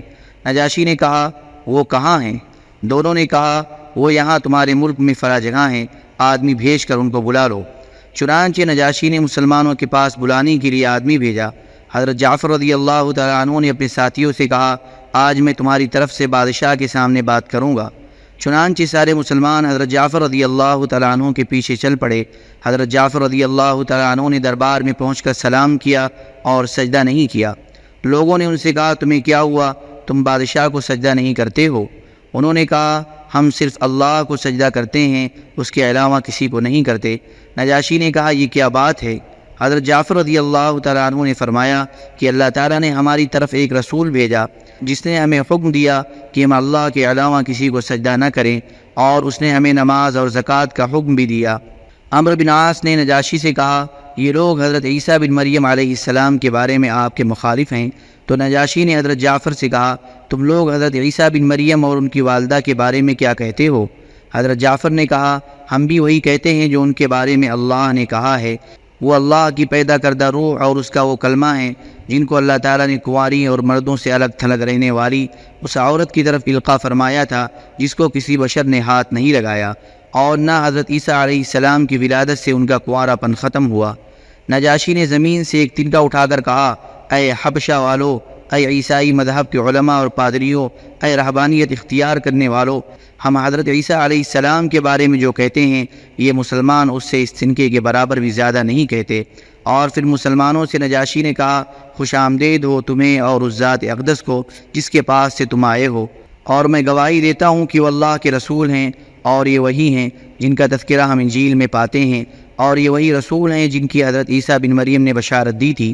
تم میرے ملک میں جہاں چاہو رہو، اللہ کی قسم اگر بادشاہت کی ذمہ داری مجھ پر نہ ہوتی تو میں ان کی خدمت میں حاضر ہو کر خود ان کے دونوں جوتے اٹھاتا۔ اور پھر نجاشی نے حکم دیا تو قریش کے ان دونوں قاصدوں کے تحفے واپس کر دیے گئے۔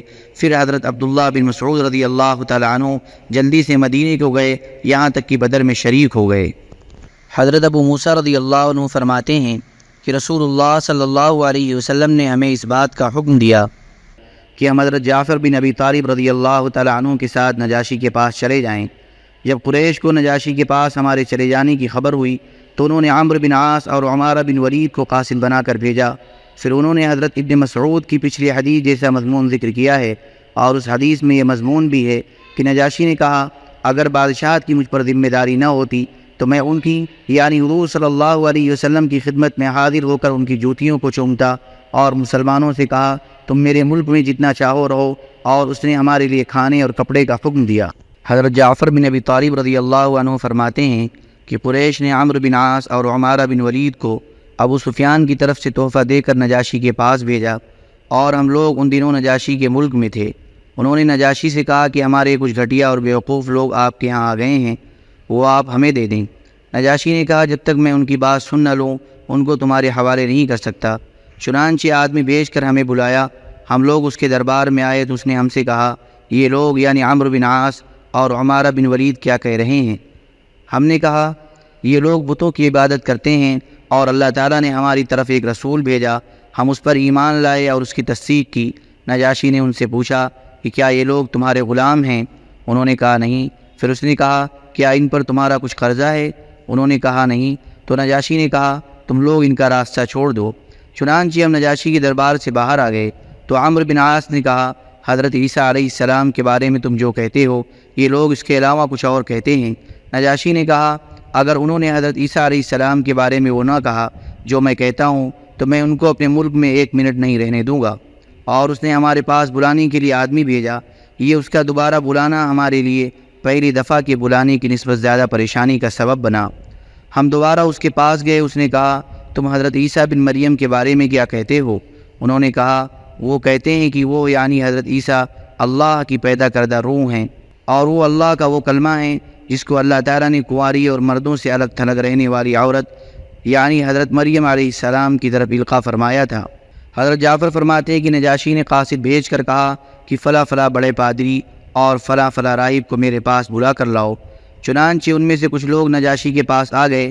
نجاشی نے ان پادریوں اور راہبوں سے کہا تم لوگ حضرت عیسیٰ بن مریم کے بارے میں کیا کہتے ہو؟ انہوں نے جواب دیا آپ ہم میں سب سے بڑے عالم ہیں، آپ کیا کہتے ہیں؟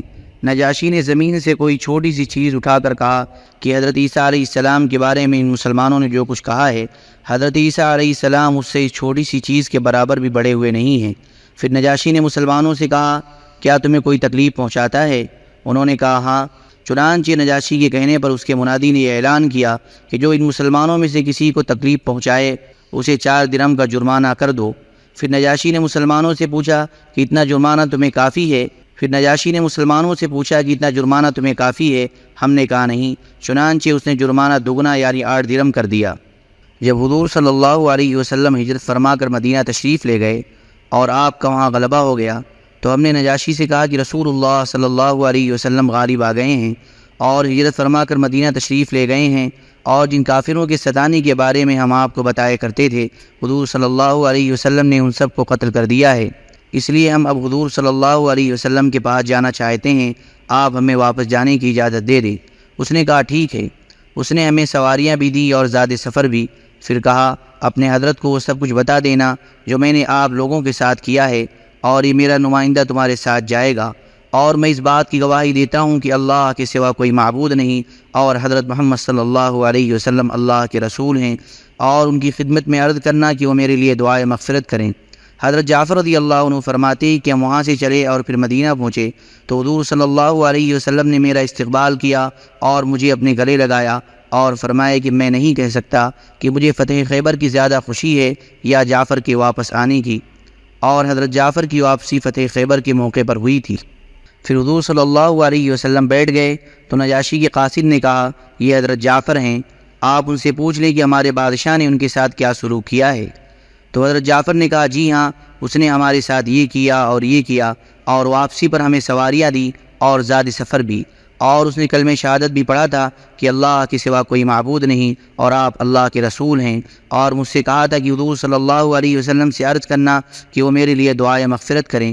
چنانچہ حضور صلی اللہ علیہ وسلم نے کھڑے ہو کر وضو فرمایا اور پھر 3 مرتبہ یہ دعا فرمائی اللہم اغفر للنجاشی، اے اللہ نجاشی کی مغفرت فرما تمام مسلمانوں نے اس دعا پر آمین کہی۔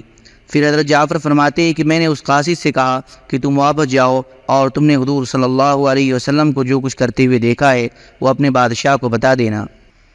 حضرت عبداللہ بنت ابی حثمہ رضی اللہ عنہ فرماتی ہیں کہ اللہ کی قسم ہم لوگ حبشہ جانے کی تیاری کر رہے تھے اور میرے خاوند حضرت عامر ہماری کسی ضرورت کی وجہ سے گئے ہوئے تھے کہ اچانک سامنے سے حضرت عمر رضی اللہ تعالیٰ عنہ آئے۔ وہ میرے پاس آ کر کھڑے ہو گئے۔ وہ ابھی تک مشرک ہی تھے اور ہمیں ان کی طرف سے بڑی تکلیفیں اور سختیاں اٹھانی پڑتی تھیں۔ حضرت عمر نے کہا، اے عبداللہ، کیا تم لوگ جا رہے ہو؟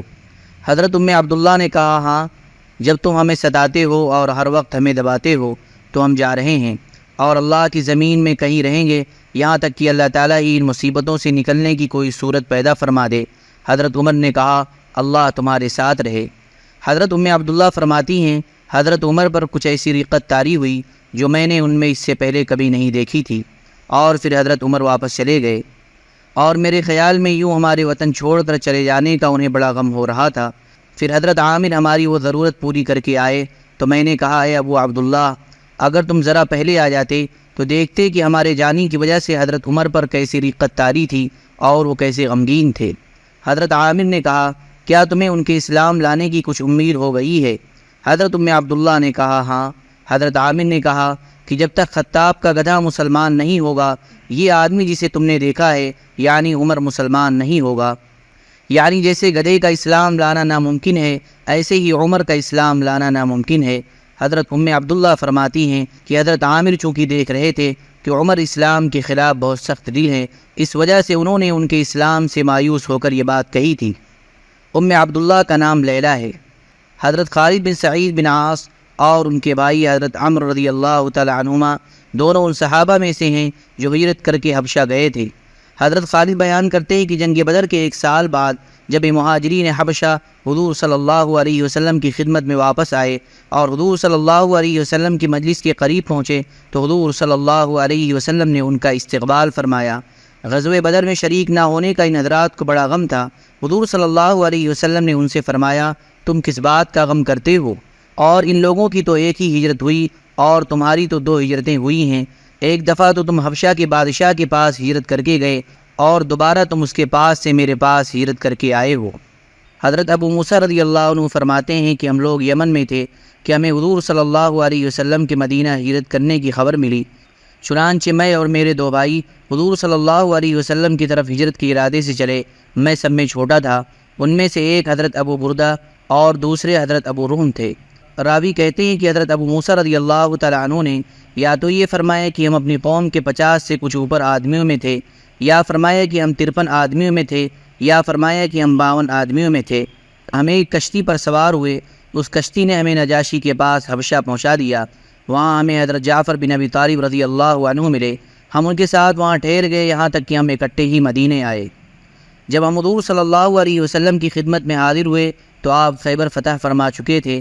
ہم کشتی والوں کو بہت سے لوگ کہا کرتے تھے کہ ہم ہجرت میں تم سے آگے نکل گئے، یعنی ہم ہجرت کر کے پہلے مدینہ آئے، تم مدینہ بہت دیر سے پہنچے۔ حضرت اسماء بنت عمیس رضی اللہ عنہا بھی ہمارے ساتھ آنے والوں میں سے تھیں۔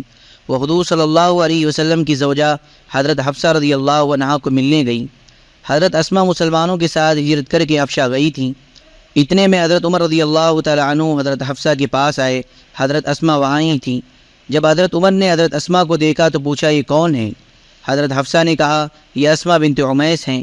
حضرت عمر نے کہا، یہ وہی حبشہ والی ہے، یہ وہی سمندر کا سفر کرنے والی ہے؟ حضرت اسماء نے کہا، جی ہاں وہی ہے۔ حضرت عمر نے کہا، ہم ہجرت میں تم سے آگے نکل گئے، لہذا ہم تم سے زیادہ رسول اللہ صلی اللہ علیہ وسلم کے حقدار ہیں۔ حضرت اسماء کو غصہ آ گیا، کہنے لگیں، ایسا ہرگز نہیں ہو سکتا، اللہ کی قسم آپ لوگ تو حضور صلی اللہ علیہ وسلم کے ساتھ تھے، آپ لوگوں میں سے جسے بھوک لگتی اسے حضور صلی اللہ علیہ وسلم کھلاتے اور جسے نہ آتا اسے آپ سکھاتے۔ ہم لوگ حبشہ میں ایسی سرزمین میں تھے جہاں کے لوگ دین سے دور اور دین سے بغض رکھنے والے تھے۔ اور ہمیں یہ سب کچھ اللہ اور اس کے رسول صلی اللہ علیہ وسلم کی وجہ سے برداشت کرنا پڑا۔ اللہ کی قسم میں اس وقت تک نہ کچھ کھاؤں گی اور نہ کچھ پیوں گی جب تک تم نے جو کچھ کہا ہے وہ حضور صلی اللہ علیہ وسلم کو بتا کر پوچھ نہ لوں، اور اللہ کی قسم نہ میں جھوٹ بولوں گی اور نہ میں ادھر ادھر کی باتیں کروں گی اور نہ میں اپنی طرف سے بات بڑھاؤں گی۔ جب حضور صلی اللہ علیہ وسلم تشریف لائے تو حضرت اسما نے عرض کیا، یا نبی اللہ، حضرت عمر نے ایسے اور ایسے کہا۔ حضور صلی اللہ علیہ وسلم نے فرمایا، پھر تم نے ان کو کیا جواب دیا؟ میں نے کہا کہ جواب میں نے یہ اور یہ کہا۔ حضور صلی اللہ علیہ وسلم نے فرمایا، وہ تم سے زیادہ حقدار نہیں ہیں، عمر اور ان کے ساتھیوں کی ایک ہجرت ہے اور تم کشتی والوں کی 2 ہجرتیں ہیں۔ حضرت اسما فرماتی ہے کہ حضرت ابو موسیٰ رضی اللہ تعالی عنہ اور کشتی والوں کو میں نے دیکھا کہ وہ جماعتیں بن بن کر میرے پاس آتے اور مجھ سے یہ حدیث نبوی پوچھتے، اور حضور صلی اللہ علیہ وسلم نے ان کے بارے میں جو یہ فضیلت ارشاد فرمائی تھی، ان کو اس سے زیادہ نہ کسی چیز سے خوشی تھی اور نہ ان کے نزدیک اس سے زیادہ کوئی چیز بڑی تھی۔ حضرت اسما کہتی ہیں کہ میں نے حضرت ابو موسیٰ رضی اللہ تعالی عنہ کو دیکھا کہ وہ خوشی کی وجہ سے بار بار مجھ سے یہ حدیث سنتے۔ حضرت ابو موسیٰ رضی اللہ عنہ فرماتے ہیں کہ حضور صلی اللہ علیہ وسلم نے فرمایا، اشعری ساتھی جب رات کو قرآن پڑھتے ہیں تو میں ان کی آواز کو پہچان لیتا ہوں، اور رات کو ان کے قرآن پڑھنے کی آواز سن کر ان کی قیام گاہوں کو معلوم کر لیتا ہوں، چاہے میں نے دن میں ان کی قیام گاہیں نہ دیکھی ہوں کہ کہاں ہیں۔ ان اشعری ساتھیوں میں حضرت حکیم بھی ہیں، یہ اتنے بہادر تھے کہ جب ان کا دشمن سے سامنا ہوتا اور وہ بھاگنا چاہتے تو لڑنے پر آمادہ کرنے کے لیے ان سے کہتے کہ میرے ساتھی کہہ رہے ہیں کہ تم ان کا انتظار کر لو، ابھی مت جاؤ، یا مسلمانوں کے شہ سواروں سے کہتے کہ میرے ساتھی کہہ رہے ہیں کہ تم ان کا انتظار کر لو، اکٹھے مل کر دشمن پر حملہ کریں گے۔ حضرت شعبی کہتے ہیں کہ حضرت اسما بنت عمیس رضی اللہ تعالی عنہ نے عرض کیا، یا رسول اللہ، کچھ لوگ ہم پر فخر کرتے ہیں اور وہ یہ کہتے ہیں کہ ہم مہاجرین اولین میں سے نہیں ہیں۔ آپ نے فرمایا، نہیں، بلکہ تمہاری 2 ہجرتیں ہیں، پہلے تم ہجرت کر کے حبشہ گئے اور پھر تم ہجرت کر کے مدینہ آئے۔ حضرت ابو سلمہ اور حضرت ام سلمہ کی مدینہ کو ہجرت۔ حضرت ام سلمہ فرماتی ہیں، جب ابو سلمہ نے مدینہ جانے کا پختہ ارادہ کر لیا تو انہوں نے میرے لیے اپنے اونٹ پر کجاوا باندھا، پھر مجھے اس پر سوار کرایا اور میرے بیٹے سلمہ بن ابی سلمہ کو میری گود میں میرے ساتھ بٹھا دیا، پھر وہ اپنے اونٹ کو آگے سے پکڑ کر مجھے لے چلے۔ جب میرے قبیلہ بنو مغیرہ کے آدمیوں نے ان کو یوں جاتے ہوئے دیکھا تو ان کی طرف کھڑے ہوئے اور کہا کہ تمہاری جان پر ہمارا زور نہیں چلتا، اپنے بارے میں تم اپنی مرضی کرتے ہو، ہماری نہیں مانتے، لیکن ہم اپنی اس لڑکی کو کیسے تم پر چھوڑ دیں کہ تم اسے دنیا بھر میں لیے پھرو۔ حضرت ام سلمہ کہتی کہ میرے قبیلہ والوں نے یہ کہہ کر اونٹ کی نکیل حضرت ابو سلمہ کے ہاتھ سے چھین لی اور مجھے ان سے چھڑا کر لے گئے۔ اس پر حضرت ابو سلمہ کی قبیلہ بنو عبد الاسد کو غصہ آیا اور انہوں نے کہا کہ جب تم نے اپنی لڑکی ام سلمہ ہمارے آدمی ابو سلمہ سے چھین لی ہے تو ہم اپنا بیٹا سلمہ تمہاری لڑکی کے پاس نہیں رہنے دیں گے۔ تو میرے بیٹے سلمہ پر ان کی آپس میں کھینچا تانی شروع ہو گئی، یہاں تک کہ انہوں نے اس کا بازو اتار دیا اور بنو عبد الاسد اسے لے کر چلے گئے۔ مجھے بنو مغیرہ نے اپنے ہاں روک لیا، میرے خامند ابو سلمہ مدینہ چلے گئے، اس طرح میں، میرا بیٹا اور میرا خامند، ہم تینوں ایک دوسرے سے جدا ہو گئے۔ میں ہر صبح باہر ابتا میدان میں جا کر بیٹھ جاتی تھی اور شام تک وہاں روتی رہتی تھی۔ یوں تقریباً سال گزر گیا، یہاں تک کہ ایک دن قبیلہ بنو مغیرہ کا ایک آدمی میرے پاس سے گزرا، وہ میرا چچا بھائی تھا۔ میری حالت دیکھ کر اسے مجھ پر ترس آ گیا تو اس نے بنو مغیرہ سے کہا، کیا تم اس مسکین عورت کو جانے نہیں دیتے؟ تم لوگوں نے اسے اور اس کے خامند اور اس کے بیٹے تینوں کو الگ الگ کر رکھا ہے۔ اس پر بنو مغیرہ نے مجھ سے کہا، اگر تم چاہتی ہو تو اپنے خامند کے پاس چلی جاؤ۔ فرماتی کہ اس پر بنو عبد الاسد نے میرا بیٹا مجھے واپس کر دیا، میں نے اپنے اونٹ پر کجاوا باندھا، پھر میں نے اپنے بیٹے کو اپنی گود میں بٹھا لیا، پھر میں مدینہ اپنے خاوند کے پاس جانے کی ارادے سے چل پڑی اور میرے ساتھ اللہ کا کوئی بندہ نہیں تھا۔ جب میں تنعیم پہنچی تو مجھے وہاں بنو عبد الدار کے حضرت عثمان بن طلحہ بن ابی طلحہ رضی اللہ عنہ ملے۔ انہوں نے کہا، اے بنت ابی امیہ، کہاں جا رہی ہو؟ میں نے کہا، اپنے خاوند کے پاس مدینہ جانا چاہتی ہوں۔ انہوں نے کہا، کیا تمہارے ساتھ کوئی ہے؟ میں نے کہا، اللہ اور میرے اس بیٹے کے علاوہ کوئی میرے ساتھ نہیں ہے۔ وہ کہنے لگے، اللہ کی قسم، تمہیں تو یوں اکیلا نہیں چھوڑا جا سکتا۔ چنانچہ انہوں نے اونٹ کی نکیل پکڑ لی اور میرے ساتھ چل پڑے اور میرے اونٹ کو خوب تیز چلایا۔ اللہ کی قسم، میں عرب کے کسی آدمی کے ساتھ نہیں رہی جو ان سے زیادہ شریف اور عمدہ اخلاق والا ہو۔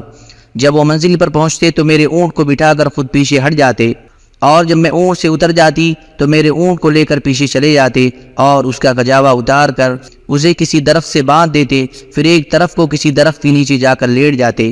جب چلنے کا وقت قریب آتا تو میرے اونٹ پر کجاوا باندھ کر آگے میرے پاس لا کر اسے بٹھا دیتے اور خود پیچھے چلے جاتے اور مجھ سے کہتے اس پر سوار ہو جاؤ، اور جب میں سوار ہو کر اپنی اونٹ پر ٹھیک طرح بیٹھ جاتی تو اگلی منزل تک میرے اونٹ کی نکیل آگے سے پکڑ کر چلتے رہتے۔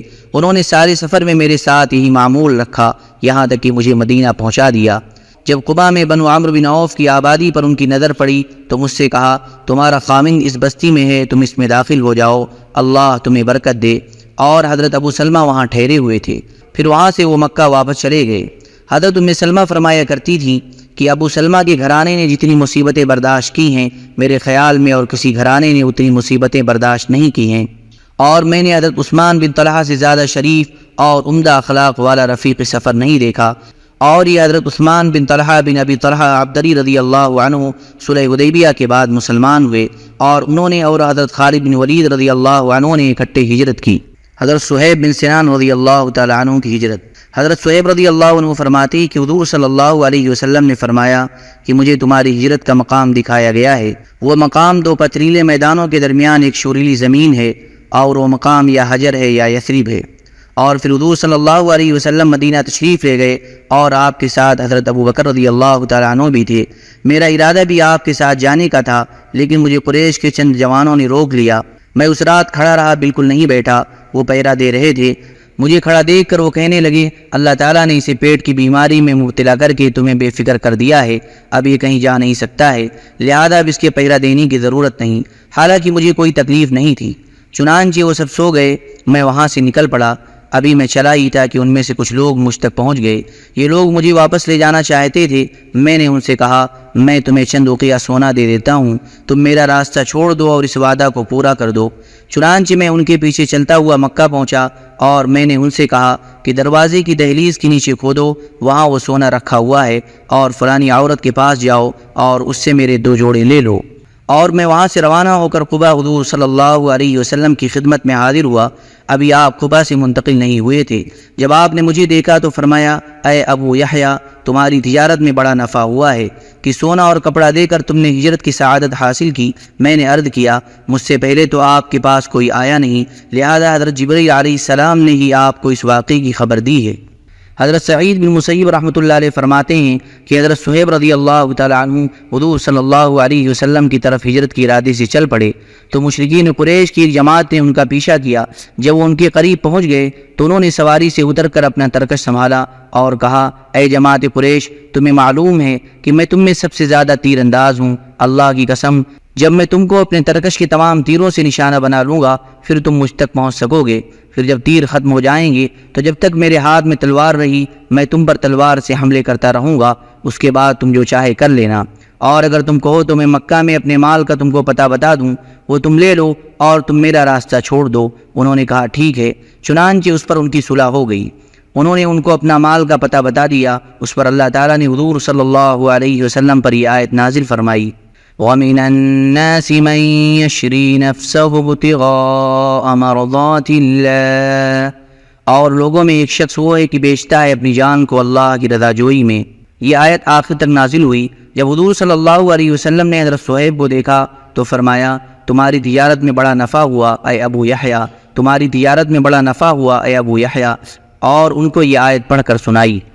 حضرت اکرمہ کہتے ہیں کہ حضرت صہیب رضی اللہ تعالیٰ عنہ جب ہجرت کے ارادے سے چلے تو اہل مکہ نے ان کا پیچھا کیا تو انہوں نے اپنا ترکش سنبھالا اور اس میں سے 40 تیر نکال کر کہا جب تم میں سے ہر آدمی کے جسم میں ایک تیر پیوست کر لوں گا اور تیروں کے ختم ہونے پر تلوار سے تم لوگوں کا مقابلہ کر لوں گا پھر تم مجھ تک پہنچ سکو گے، اور تم جانتے ہو کہ میں بڑا بہادر مرد ہوں، یا یوں کرو کہ میں مکہ میں 2 باندیاں چھوڑ کر آیا ہوں، وہ تم لوگ لے لو اور مجھے جانے دو۔ حضرت انس رضی اللہ تعالیٰ عنہ بھی ایسی روایت بیان کرتے ہیں، اور اس میں یہ مضمون بھی ہے کہ حضرت صہیب رضی اللہ تعالیٰ عنہ کے اس قصے کے بعد حضور صلی اللہ علیہ وسلم پر یہ آیت نازل ہوئی وَمِنَ النَّاسِ مَن يَشْرِي نَفْسَهُ ابْتِغَاءَ مَرْضَاتِ اللَّهِ۔ جب حضور صلی اللہ علیہ وسلم نے ان کو دیکھا تو فرمایا اے ابو یحییٰ، تجارت میں بڑا نفع ہوا، اور آپ نے ان کو یہی آیت پڑھ کر سنائی۔ حضرت صہیب رضی اللہ عنہ فرماتے ہیں کہ جب میں نے مکہ سے حضور صلی اللہ علیہ وسلم کی طرف ہجرت کرنے کا ارادہ کیا تو مجھ سے قریش نے کہا، جب تم روم سے ہمارے یہاں آئے تھے تو تمہارے پاس کچھ مال نہ تھا، اور اب تم اتنا مال لے کر مکہ سے جا رہے ہو، اللہ کی قسم یہ کبھی نہیں ہو سکے گا۔ تو میں نے ان سے کہا، اچھا یہ بتاؤ، اگر میں تمہیں اپنا مال دے دوں تو پھر کیا تم مجھے چھوڑ دو گے؟ انہوں نے کہا ہاں۔ چنانچہ میں نے اپنا مال ان کو دے دیا، انہوں نے مجھے چھوڑ دیا۔ میں وہاں سے چل کر مدینہ پہنچ گیا۔ حضور صلی اللہ علیہ وسلم کو یہ ساری بات پہنچ گئی تو آپ نے 2 دفعہ فرمایا، صہیب بہت نفع میں رہا، صہیب بہت نفع میں رہا۔ حضرت عبداللہ بن عمر رضی اللہ تعالیٰ عنہ کی ہجرت۔ حضرت محمد بن زید فرماتے ہیں کہ حضرت ابن عمر رضی اللہ تعالیٰ عنہ جب اپنے مکہ والے اس مکان کے پاس سے گزرتے جس سے ہجرت کر کے مدینہ گئے تھے تو اپنی دونوں آنکھوں کو بند کر لیتے اور نہ اسے دیکھتے اور نہ کبھی اس میں ٹھہرتے۔ حضرت محمد بن زید بن عبداللہ بن عمر فرماتے ہیں کہ جب بھی حضرت ابن عمر رضی اللہ تعالیٰ عنہ حضور صلی اللہ علیہ وسلم کا ذکر کرتے تو رو پڑتے، اور جب بھی اپنے مکہ والے مکان کے پاس سے گزرتے تو اپنی دونوں آنکھیں بند کر لیتے۔ حضرت عبداللہ بن جحش رضی اللہ عنہ کی ہجرت۔ حضرت ابن عباس رضی اللہ عنہ فرماتے ہیں کہ حضرت عبداللہ بن جحش رضی اللہ تعالیٰ عنہ مکہ سے ہجرت کرنے والوں میں سب سے آخری آدمی تھے، یہ نابینا ہو چکے تھے۔ صحیح ہے کہ یہ قصہ حضرت عبداللہ بن جحش رضی اللہ تعالیٰ عنہ کا نہیں بلکہ ان کے بھائی حضرت عبد جحش رضی اللہ تعالیٰ عنہ کا ہے، جیسا کہ آگے آ رہا ہے۔ جب انہوں نے ہجرت کا پختہ ارادہ کر لیا تو ان کی بیوی جو ابو سفیان بن حرب بن امیہ کی بیٹی تھی اس کو یہ بات ناگوار گزری، اور انہوں نے حضرت عبد بن جحش رضی اللہ تعالیٰ عنہ کو یہ مشورہ دیا کہ وہ حضور صلی اللہ علیہ وسلم کے علاوہ کسی اور کے پاس ہجرت کر کے جائیں، لیکن انہوں نے یہ مشورہ قبول نہ کیا اور وہ اپنے بال بچوں اور مال کو لے کر قریش سے چھپ کر ہجرت کر کے مدینہ حضور صلی اللہ علیہ وسلم کی خدمت میں حاضر ہو گئے۔ ان کی ہجرت سے ان کے سسر ابو سفیان بن حرب کو بڑا غصہ آیا اور ابو سفیان نے فوراً جا کر ان کے مکان کو بیچ ڈالا جو مکہ میں تھا۔ اس کے بعد ابو جہل بن ہشام، عتبہ بن ربیعہ، شیبہ بن ربیعہ، عباس بن عبد المطلب اور حویطب بن عبد العزیٰ اس مکان کے پاس سے گزرے۔ اس مکان میں اس وقت نمک وغیرہ لگا کر کھالیں رکھی ہوئی تھیں تاکہ ان کی بدبو ختم ہو جائے۔ یہ دیکھ کر عتبہ کی آنکھوں میں آنسو آ گئے اور اس نے یہ شعر پڑھا، وَكُلُّ دَارٍ وَإِن طَالَتْ سَلَامَتُهَا يَوْمًا سَتُدْرِكُهَا النَّكْبَاءُ وَالْحَوْبُ۔ ہر گھر کو ایک نہ ایک دن ویران اور فنا ہونا ہے، چاہے کتنا ہی لمبا عرصہ وہ صحیح سالم رہے۔ ابو جہل نے حضرت عباس کی طرف متوجہ ہو کر کہا، ہمارے لیے یہ ساری مصیبتیں اے بنو ہاشم تم نے کھڑی کی ہیں۔ جب حضور صلی اللہ علیہ وسلم فتح مکہ کے دن مکہ میں داخل ہوئے تو حضرت ابو احمد یعنی عبد بن جحش رضی اللہ تعالیٰ عنہ کھڑے ہو کر اپنے گھر کا مطالبہ کرنے لگے۔ حضور صلی اللہ علیہ وسلم نے حضرت عثمان بن عفان رضی اللہ تعالیٰ عنہ کو فرمایا، وہ کھڑے ہو کر حضرت ابو احمد کو ایک طرف لے گئے اور انہیں آخرت میں لینے کی ترغیب دی۔ چنانچہ حضرت ابو احمد نے اپنے گھر کا مطالبہ چھوڑ دیا۔ حضرت ابن عباس رضی اللہ عنہ فرماتے ہیں کہ حضور صلی اللہ علیہ وسلم فتح مکہ کے دن اپنے ہاتھ کا سہارا لیے ہوئے بیٹھے ہوئے تھے اور حضرت ابو احمد مکہ سے دار محبت کے لیے یہ اشعار پڑھ رہے تھے، حبذا مکۃ من وادی بها امشی بلا ہادی بها یکثر عوادی بها ترکز اوتادی۔ مکہ کی وادی کتنی پیاری ہے جس میں میں رہبر کے بغیر چل پھر لیتا ہوں۔ بصورت بیماری میری عیادت کرنے والے بھی بہت ہیں، اس میں میری عظمت کے بہت سے کھوٹے گڑے ہوئے ہیں۔ ابن اسحاق کہتے ہیں کہ حضرت ابو سلمہ رضی اللہ تعالیٰ عنہ کے بعد مہاجرین میں سب سے پہلے حضرت عامر بن ربیعہ اور حضرت عبداللہ بن جحش رضی اللہ تعالیٰ عنہ مدینہ آئے۔ حضرت عبداللہ اپنے بال بچوں اور اپنے بھائی حضرت ابو احمد کو بھی ساتھ لائے۔ حضرت ابو احمد نابینا تھے لیکن مکہ میں اوپر نیچے ہر جگہ بغیر رہبر کے چل پھر لیتے تھے اور وہ شاعر بھی تھے۔ حضرت فاریہ بنت ابی سفیان بن حرب ان کے نکاح میں تھیں۔ حضرت امیمہ بنت عبد المطلب بن ہاشم ان کی والدہ تھیں۔ خاندان بنو جحش کے گھر کو ہجرت کر جانے کی وجہ سے تالا لگ گیا تھا۔ عتبہ اس گھر کے پاس سے گزرا۔ اس کے بعد راوی نے پچھلے قصہ جیسا قصہ بیان کیا ہے، لہذا بظاہر یا تو اس حدیث میں ابو احمد کا ذکر رہ گیا ہے یا لفظ عبداللہ غلطی سے لکھا گیا ہے اور صحیح عبد بن جحش ہے، کیونکہ عبد بن جحش تو نابینا تھے، ان کے بھائی حضرت عبداللہ بن جحش نابینا نہیں تھے، اور انہی حضرت ابو احمد بن جحش نے اپنی خاندان کی ہجرت کے بارے میں مندرجہ ذیل اشعار کہے ہیں۔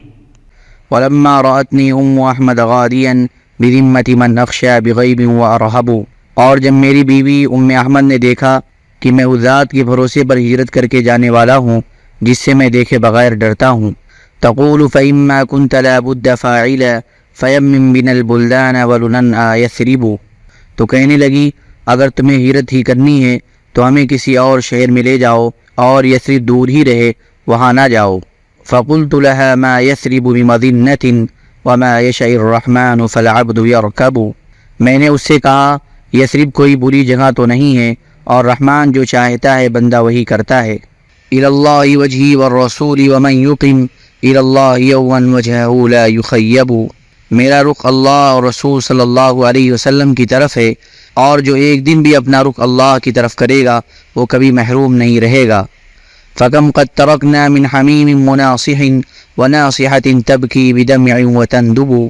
ہم نے کتنے پکے اور خیرخواہ دوست چھوڑ دیے، اور کتنی خیرخواہ نصیحت کرنے والی عورتیں آنسو بہاتے نوحہ کرتی چھوڑ دیں۔ تَرَى أَنَّ وَتْرًا نَأْيُنَا عَنْ بِلَادِنَا وَنَحْنُ نَرَى أَنَّ الرَّغَائِبَ نَطْلُبُ۔ وہ خیرخواہ عورتیں یہ سمجھتی ہیں کہ وطن سے دوری ہماری ہلاکت کا سبب ہے، اور ہم سمجھتے ہیں کہ ہم بڑے اجر والے مرغوب اعمال کو تلاش کرنے جا رہے ہیں۔ دعوت بنی غنم لحقن دمائهم وللحق لما لاح للناس ملحب۔ جب لوگوں کے لیے حق کا راستہ ظاہر ہو گیا تو میں نے بنو غنم کو ان کی اپنے خون کی حفاظت کی اور حق کی دعوت دی۔ اجابوا بحمد اللہ لما دعاهم الى الحق داع والنجاح فاوعبوا۔ جب ان کو دعوت دینے والے نے حق اور کامیابی کی دعوت دی تو الحمدللہ وہ سب مان گئے، اور پھر وہ سب کے سب غزوے کے لیے نکل پڑے۔ وَكُنَّا وَأَصْحَابًا لَنَا فَارَقُوا الْهُدَى أَعَانُوا عَلَيْنَا بِالسِّلَاحِ وَأَجْلَبُوا كَفَوْجَيْنِ أَمَّا مِنْهُمَا فَمُوَفَّقٌ عَلَى الْحَقِّ مَهْدِيٌّ وَفَوْجٌ مُعَذَّبٌ۔ ہمارے چند ساتھیوں نے ہدایت کو چھوڑ دیا، اور انہوں نے اکٹھے ہو کر ہتھیاروں سے ہم پر حملہ کر دیا۔ ہماری اور ان کی مثال دو فوجوں جیسی ہے، جس میں سے ایک فوج کو حق کی توفیق ملی ہوئی ہے اور وہ ہدایت یافتہ ہے، اور دوسری فوج پر اللہ کا عذاب نازل ہوا ہے۔ طغوا وتمنوا كذبة وأزلهم عن الحق يلبيس فخابوا وخيبوا۔ انہوں نے سرکشی اختیار کی اور غلط باتوں کی تمنا کی، اور ابلیس نے ان کو حق سے پھسلا دیا، چنانچہ وہ ناکام ہو گئے اور محروم کر دیے گئے۔ ورعنا إلى قول النبي محمد فطاب ولاة الحق منا وطيبوا۔ اور ہم نے حضرت نبی کریم محمد صلی اللہ علیہ وسلم کی بات کی طرف رجوع کیا اور اسے مان لیا، اور ہم میں سے جو حق کے مددگار بنے وہ خود بھی بڑے عمدہ ہیں، اور ان کو اللہ کی طرف سے پاکیزہ بنایا گیا ہے۔ نمت بأرحام إلیہم قریبۃ ولا قرب بالأرحام اذ لا تقرب۔ ہم قریب کی رشتہ داریوں کو واسطہ بنا کر ان کے قریب ہونا چاہتے ہیں، اور جب رشتہ داریوں کا لحاظ نہ رکھا جائے تو ان سے قرب حاصل نہیں ہوتا ہے۔ فأي ابن أخت بعدنا يأمننكم وأية سحر بعد سحر يترقب۔ لہذا ہمارے بعد کون سا بھانجہ تم میں سے بچ سکے گا، اور میری دامادی کے بعد کون سی دامادی کا خیال رکھا جا سکے گا۔ ستعلم يوما أينا إذ تزايلوا وزيل أمر الناس للحق أصوب۔ جس دن لوگ الگ الگ ہو جائیں گے، مومن ایک طرف اور کافر ایک طرف، اور لوگوں کی بات کو الگ الگ کر دیا جائے گا، ہر ایک کے حق پر یا باطل پر ہونے کو واضح کر دیا جائے گا۔ اس دن تم جان لوگے کہ ہم میں سے کون حق کو صحیح طور سے اختیار کرنے والا ہے۔ حضرت ضمرہ بن ابو العیس یا ابن العیس رضی اللہ عنہ کی ہجرت۔ حضرت سعید بن جبیر رضی اللہ عنہ فرماتے ہیں کہ جب یہ آیت نازل ہوئی، لا يستوی القاعدون من المؤمنین غیر اولی الضرر، برابر نہیں بیٹھ رہنے والے مسلمان جن کو کوئی عذر نہیں، اور وہ مسلمان جو لڑنے والے ہیں اللہ کی راہ میں اپنے مال سے اور جان سے۔ مکہ کی مسکین مسلمانوں نے اس آیت سے یہ سمجھا کہ ان کو مکہ میں رہنے کی اجازت ہے، گو جہاد میں جانا افضل ہے۔ پھر یہ آیت نازل ہوئی، ان الذین توفاهم الملائکۃ ظالمی انفسہم، وہ لوگ کہ جن کی نکالتے ہیں جان فرشتے، اس حالت میں کہ وہ برا کر رہے ہیں اپنا۔ کہتے ہیں ان سے فرشتے تم کس حال میں تھے؟ وہ کہتے ہیں کہ ہم تھے بے بس اس ملک میں۔ کہتے ہیں فرشتے کیا نہ تھی زمین اللہ کی کشادہ، جو چلے جاتے وطن چھوڑ کر وہاں، سو ایسوں کا ٹھکانہ ہے دوزخ، اور وہ بہت بری جگہ ہے۔ اس پر ان مسکین مسلمانوں نے کہا کہ اس آیت نے تو ہلا کر رکھ دیا ہے۔ اس آیت سے یہ معلوم ہوتا ہے کہ ہجرت کرنا ضروری ہے۔ پھر یہ آیت نازل ہوئی، إلا المستضعفين من الرجال والنساء والبلدان لا يستطيعون حيلة ولا يهتدون سبيلا، مگر جو ہیں بے بس مردوں اور عورتوں اور بچوں میں سے جو نہیں کر سکتے کوئی تدبیر اور نہ جانتے ہیں کہیں کا راستہ۔ اس آیت سے معلوم ہوا کہ جو مسلمان معذور ہیں ان پر ہجرت فرض نہیں ہے اور مکہ میں رہنے کی ان کو اجازت ہے۔ حضرت ضمرہ ابن العیس رضی اللہ تعالی عنہ قبیلہ بنو لیث کے تھے اور یہ نابینا تھے اور مالدار بھی تھے۔ اس آیت کے نازل ہونے پر انہوں نے کہا اگرچہ میری نگاہ چلی گئی ہے لیکن ہجرت کے لیے میں تدبیر کر سکتا ہوں کیونکہ میرے پاس مال اور غلام ہیں، لہذا مجھے سواری پر بٹھا دو۔ چنانچہ انہیں سواری پر بٹھایا گیا۔ وہ بیمار تھے، آہستہ آہستہ روانہ ہوئے اور تنعیم پہنچ کر ان کا انتقال ہو گیا۔ چنانچہ مسجد تنعیم کے پاس ان کو دفن کیا گیا تو خاص انہی کے بارے میں یہ آیت نازل ہوئی۔ وَمَن يَخْرُجْ مِن بَيْتِهِ مُهَاجِرًا إِلَى اللَّهِ وَرَسُولِهِ، اور جو کوئی نکلے اپنے گھر سے ہجرت کر کے اللہ اور رسول کی طرف پھر آ پکڑے اس کو موت تو مقرر ہو چکا اس کا ثواب اللہ کے ہاں اور ہے اللہ بخشنے والا مہربان۔ حضرت ابن عباس رضی اللہ عنہ فرماتے ہیں کہ حضرت جمرہ بن جندب رضی اللہ عنہ اپنے گھر سے جب ہجرت کے لیے چلنے لگے تو اپنے گھر والوں سے کہا کہ مجھے سواری پر بٹھا دو اور مشرکین کی زمین سے نکال کر حضور صلی اللہ علیہ وسلم کی طرف روانہ کر دو۔ چنانچہ یہ روانہ ہوئے لیکن حضور صلی اللہ علیہ وسلم تک پہنچنے سے پہلے ہی راستے میں ان کا انتقال ہو گیا، جس پر یہ آیت نازل ہوئی۔ وَمَن يَخْرُجْ مِن بَيْتِهِ مُهَاجِرًا إِلَى اللَّهِ وَرَسُولِهِ ثُمَّ يُدْرِكُهُ الْمَوْتُ فَقَدْ وَقَعَ أَجْرُهُ عَلَى اللَّهِ وَكَانَ اللَّهُ غَفُورًا رَحِيمًا۔ حضرت واصلہ بن اسقع رضی اللہ عنہ کی ہجرت۔ حضرت واصلہ بن اسقع رضی اللہ عنہ فرماتے ہیں کہ میں اپنے گھر سے اسلام کے ارادے سے چلا، پھر حضور صلی اللہ علیہ وسلم کی خدمت میں حاضر ہوا۔ آپ نماز میں تھے، میں بھی آخری صف میں کھڑا ہو گیا اور میں نے ان مسلمانوں کی طرح نماز پڑھی۔ جب حضور صلی اللہ علیہ وسلم نماز سے فارغ ہو کر آخری صف میں میرے پاس تشریف لائے تو فرمایا تم کس کام کے لیے آئے ہوئے ہو؟ میں نے کہا مسلمان ہونے کے لیے۔ آپ نے فرمایا یہ تمہارے لیے بہتر ہے۔ پھر آپ نے پوچھا کہ کیا تم ہجرت کرو گے؟ میں نے عرض کیا جی ہاں۔ آپ نے پوچھا کون سی ہجرت کرو گے، ہجرت بادی یا ہجرت باطی؟ میں نے عرض کیا کون سی ہجرت بہتر ہے؟ آپ نے فرمایا ہجرت باطی۔ پھر آپ نے فرمایا کہ ہجرت باطی یہ ہے کہ تم رسول اللہ صلی اللہ علیہ وسلم کے ساتھ یہاں مدینہ ہی میں رہنے لگ جاؤ، اور ہجرت بادی یہ ہے کہ تم اپنے گاؤں واپس چلے جاؤ۔ اور آپ نے فرمایا تمہیں ہر حال میں اطاعت کرنی ہوگی، تنگی میں بھی اور آسانی میں بھی، دل چاہے یا نہ چاہے، اور چاہے تم پر دوسروں کو ترجیح دی جائے پھر بھی تم اطاعت کرو گے؟ میں نے کہا بہت اچھا، ضرور کروں گا۔ پھر آپ نے بیعت فرمانے کے لیے اپنا دست مبارک بڑھایا اور میں نے بھی اپنا ہاتھ بڑھایا۔ جب آپ نے دیکھا کہ میں اپنے لیے کسی قسم کی رعایت طلب نہیں کر رہا ہوں تو آپ نے خود فرمایا جہاں تک تم سے ہو سکے۔ میں نے کہا جہاں تک مجھ سے ہو سکے۔ پھر آپ نے میرا ہاتھ اپنے ہاتھ میں لے لیا اور بیعت فرما لیا۔ قبیلہ بنو اسلم کی ہجرت۔ حضرت ایاس بن سلمہ بن اکوع رضی اللہ عنہ فرماتے ہیں کہ قبیلہ بنو اسلم کے لوگ ایک درد میں مبتلا ہو گئے۔ حضور صلی اللہ علیہ وسلم نے فرمایا اے بنو اسلم تم لوگ دیہات میں چلے جاؤ۔ انہوں نے عرض کیا یا رسول اللہ ہم اسے پسند نہیں کرتے کہ ہم الٹے پاؤں دیہات کو واپس چلے جائیں۔ آپ نے فرمایا تم ہمارے دیہات والے ہو اور ہم تمہارے شہر والے ہیں، جب تم ہمیں بلاؤ گے تو ہم تمہاری بات مانیں گے اور جب ہم تمہیں بلائیں تو تم ہماری بات ماننا، اب تم جہاں بھی رہو مہاجر ہی شمار ہوگے۔ حضرت جنادہ بن ابی امیہ رضی اللہ عنہ کی ہجرت۔ حضرت جنادہ بن ابی امیہ ازدی رضی اللہ عنہ فرماتے ہیں کہ ہم نے حضور صلی اللہ علیہ وسلم کے زمانے میں ہجرت کی، پھر ہمارا ہجرت کے بارے میں اختلاف ہو گیا۔ کچھ لوگ کہنے لگے کہ ہجرت ختم ہو گئی اور کچھ لوگ کہنے لگے نہیں ابھی ختم نہیں ہوئی۔ چنانچہ میں نے حضور صلی اللہ علیہ وسلم کی خدمت میں حاضر ہو کر اس کے بارے میں پوچھا تو آپ نے فرمایا جب تک کفار سے جہاد باقی رہے گا ہجرت ختم نہیں ہوگی۔ حضرت عبداللہ بن سعدی رضی اللہ عنہ فرماتے ہیں کہ میں بنو سعد بن بکر کے 7 یا 8 آدمیوں کے وفد کے ساتھ حضور صلی اللہ علیہ وسلم کی خدمت میں حاضر ہوا اور میں ان میں سب سے کم عمر تھا۔ ان لوگوں نے حضور صلی اللہ علیہ وسلم کی خدمت میں حاضر ہو کر اپنی ضرورت کی باتیں پوچھ لی اور مجھے اپنی سواریوں میں سامان کے پاس چھوڑ گئے تھے۔ پھر میں نے حضور صلی اللہ علیہ وسلم کی خدمت میں حاضر ہو کر عرض کیا یا رسول اللہ آپ مجھے میری ضرورت کی بات بتائیں۔ آپ نے فرمایا تمہاری ضرورت کی بات کیا ہے؟ میں نے کہا کچھ لوگ کہتے ہیں کہ ہجرت ختم ہو گئی ہے۔ آپ نے فرمایا تم سب سے عمدہ ضرورت والے ہو، یا فرمایا کہ تمہاری ضرورت ان کی ضرورتوں سے زیادہ بہتر ہے۔ جب تک کفار سے جہاد کا سلسلہ رہے گا ہجرت ختم نہیں ہوگی۔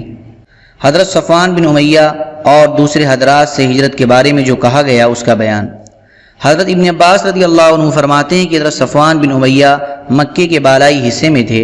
ان سے کسی نے کہا کہ جس نے ہجرت نہ کی اس کا کوئی دین نہیں، یعنی اس کا دین کامل نہیں بلکہ ناقص ہے۔ تو انہوں نے کہا جب تک میں مدینہ نہ آؤں اپنے گھر نہیں جاؤں گا۔ چنانچہ یہ مدینہ پہنچے اور حضرت عباس بن عبد المطلب رضی اللہ عنہ کے ہاں ٹھہرے۔ پھر یہ حضور صلی اللہ علیہ وسلم کی خدمت میں حاضر ہوئے۔ حضور صلی اللہ علیہ وسلم نے فرمایا اے ابو وہب تم کس لیے آئے ہو؟ حضرت صفوان نے کہا مجھ سے یہ کہا گیا ہے کہ جو آدمی ہجرت نہ کرے اس کا دین میں کوئی حصہ نہیں ہے۔ آپ نے فرمایا اے ابو وہب تم مکہ کے پتھریلے میدانوں میں واپس جاؤ اور اپنے گھروں میں رہو۔ اب مکہ سے مدینے کی ہجرت تو ختم ہو گئی ہے لیکن جہاد اور نیت جہاد باقی ہے، لہذا جب تم لوگوں سے اللہ کی راہ میں نکلنے کا مطالبہ کیا جائے تو تم نکل جایا کرو۔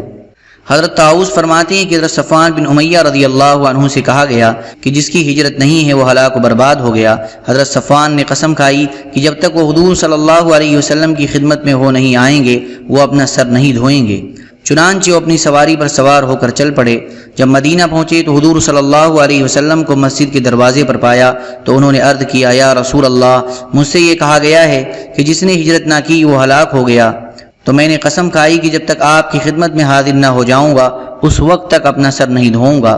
آپ نے فرمایا صفوان نے اسلام کے بارے میں سنا اور وہ اس کے دین ہونے پر دل سے راضی ہے۔ ہجرت تو فتح مکہ کے بعد ختم ہو گئی ہے لیکن اب جہاد باقی ہے اور نیت جہاد باقی ہے، اور جب تم سے اللہ کی راہ میں نکل جانے کا مطالبہ کیا جائے تو تم نکل جایا کرو۔ حضرت صالح بن بشیر بن فدیک بیان کرتے ہیں کہ ان کے دادا حضرت فدیک رضی اللہ تعالیٰ عنہ نے حضور صلی اللہ علیہ وسلم کی خدمت میں حاضر ہو کر عرض کیا یا رسول اللہ لوگ یہ کہتے ہیں کہ جس نے ہجرت نہ کی وہ ہلاک ہو گیا۔ حضور صلی اللہ علیہ وسلم نے فرمایا اے فدیک نماز قائم کرو، زکوٰۃ ادا کرو اور برائی چھوڑ دو۔ اپنی قوم کی سرزمین میں جہاں چاہے رہو تو مہاجر شمار ہوگے، کیونکہ ہجرت کا حکم ختم ہو گیا ہے اور دوسرے احکام باقی ہیں، اس لیے انہیں پورا کرو۔ حضرت عطا بن ابی رباح رضی اللہ عنہ فرماتے ہیں کہ میں حضرت عبید بن عمیر لیثی کے ساتھ حضرت عائشہ رضی اللہ تعالیٰ عنہ کی ملاقات کے لیے گیا۔ ہم نے آپ سے ہجرت کے بارے میں پوچھا، آپ نے فرمایا آج ہجرت کا حکم باقی نہیں ہے۔ ہجرت کا حکم اس وقت تھا جب مسلمان کو اپنے دین کے بارے میں آزمائش کا ڈر ہوتا تھا کہ کہیں سخت تکلیفوں کی وجہ سے چھوڑنا نہ پڑ جائے، چنانچہ مسلمان اپنے دین کو لے کر اللہ اور رسول صلی اللہ علیہ وسلم کی طرف بھاگتا تھا۔ آج تو اللہ نے اسلام کو غالب کر دیا ہے، آج مسلمان جہاں چاہے اپنے رب کی عبادت کر سکتا ہے، البتہ جہاد اور نیت جہاد باقی ہے۔ عورتوں اور بچوں کی ہجرت۔ نبی کریم صلی اللہ علیہ وسلم اور حضرت ابو بکر رضی اللہ تعالیٰ عنہ کے گھر والوں کی ہجرت۔ حضرت عائشہ رضی اللہ تعالیٰ عنہ فرماتی ہیں کہ جب حضور صلی اللہ علیہ وسلم نے ہجرت فرمائی تو آپ ہمیں اور اپنی بیٹیوں کو پیچھے مکہ میں چھوڑ گئے تھے۔ جب آپ کو مدینہ میں قرار حاصل ہو گیا تو آپ نے حضرت زید بن حارثہ رضی اللہ تعالیٰ عنہ کو بھیجا اور ان کے ساتھ اپنے غلام حضرت ابو رافع رضی اللہ عنہ کو بھیجا، اور ان دونوں کو 2 اونٹ اور حضرت ابو بکر رضی اللہ تعالیٰ عنہ سے لے کر 500 درہم اس لیے دیے تھے کہ ضرورت پڑے تو ان سے اور سواری کے جانور خرید لیں۔ اور ان دونوں کے ساتھ حضرت ابو بکر رضی اللہ تعالیٰ عنہ نے عبداللہ بن عریقط کو 2 یا 3 اونٹ دے کر بھیجا، اور حضرت عبداللہ بن ابی بکر رضی اللہ عنہ کو ایک خط لکھا کہ میری والدہ ام رومان کو اور مجھے اور میری بہن حضرت اسما کو، جو کہ حضرت زبیر رضی اللہ تعالیٰ عنہ کی بیوی تھیں، ان کو ان سواریوں پر بٹھا کر روانہ کر دے۔ یہ تینوں حضرات مدینے سے اکٹھے روانہ ہوئے۔ جب یہ حضرات قدیت پہنچے تو حضرت زید بن حارثہ رضی اللہ تعالیٰ عنہ نے ان 500 درہم کے 3 اونٹ خریدے۔ پھر یہ سب اکٹھے مکہ میں داخل ہوئے۔ ان کی ملاقات حضرت طلحہ بن عبید اللہ رضی اللہ تعالیٰ عنہ سے ہوئی، وہ بھی ہجرت کرنا چاہتے تھے۔ چنانچہ یہ سب اکٹھے مکہ سے روانہ ہوئے۔ حضرت زید اور حضرت ابو رافع، حضرت فاطمہ اور حضرت ام کلثوم اور حضرت سودہ بنت زمعہ رضی اللہ تعالیٰ عنہ کو لے کر چلے، اور حضرت زید رضی اللہ تعالیٰ عنہ نے حضرت ام ایمن اور حضرت اسامہ کو بھی ایک اونٹ پر سوار کیا۔ جب ہم مقام بیدہ پہنچے تو میرا اونٹ بدک گیا، میں ہودج میں تھی اور میرے ساتھ میری والدہ بھی اس ہودج میں تھی۔ میری والدہ کہنے لگیں ہائے بیٹی، ہائے دلہن، کیونکہ حضور صلی اللہ علیہ وسلم سے حضرت عائشہ رضی اللہ تعالیٰ عنہ کا نکاح ہجرت سے پہلے ہو چکا تھا۔ آخر ہمارا اونٹ پکڑا گیا اور اس وقت وہ ہرشہ گھاٹی پار کر چکا تھا۔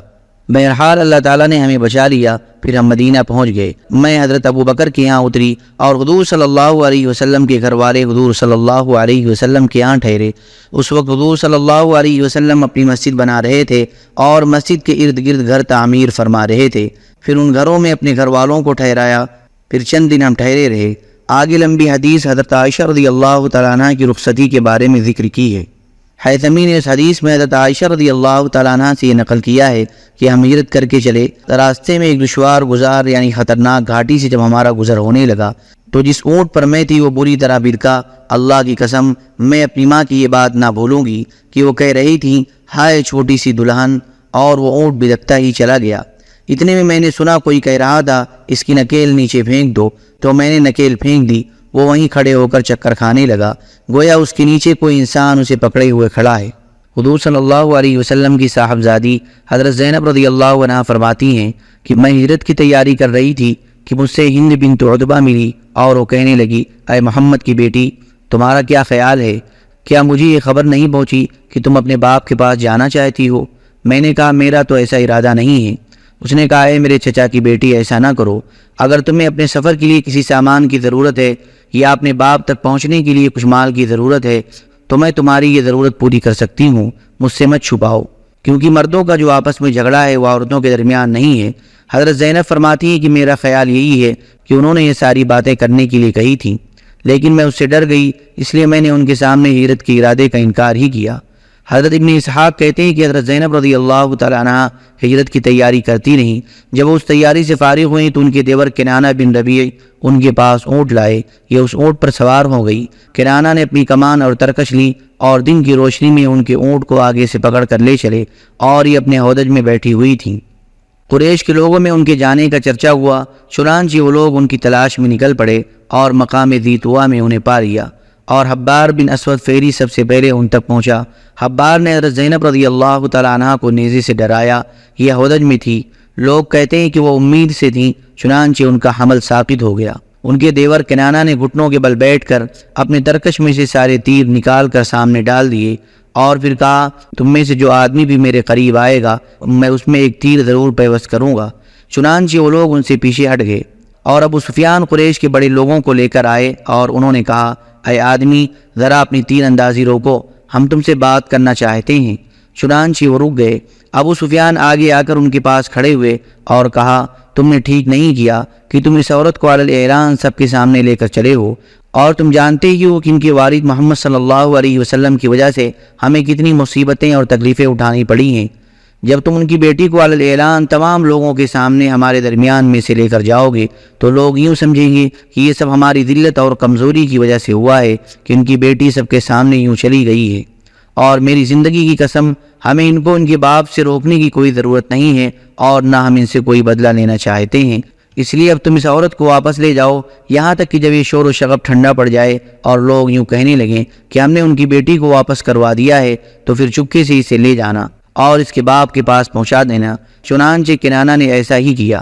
حضرت عروہ بن زبیر رضی اللہ تعالیٰ عنہ فرماتے ہیں کہ حضور صلی اللہ علیہ وسلم کی صاحبزادی حضرت زینب رضی اللہ تعالیٰ عنہ کو لے کر ایک شخص مکہ سے چلا۔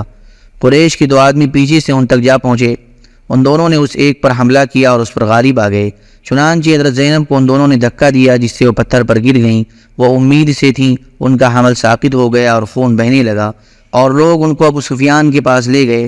وہاں بنی ہاشم کی عورتیں حضرت زینب کی یہ خبر سن کر آئیں تو ابو سفیان نے ان کو ان عورتوں کے حوالے کیا۔ پھر اس کے کچھ عرصے کے بعد یہ ہجرت کر کے مدینہ آئیں اور یہ مسلسل بیمار رہیں، یہاں تک کہ اسی بیماری میں ان کا انتقال ہو گیا۔ سب مسلمان انہیں شہید سمجھتے تھے۔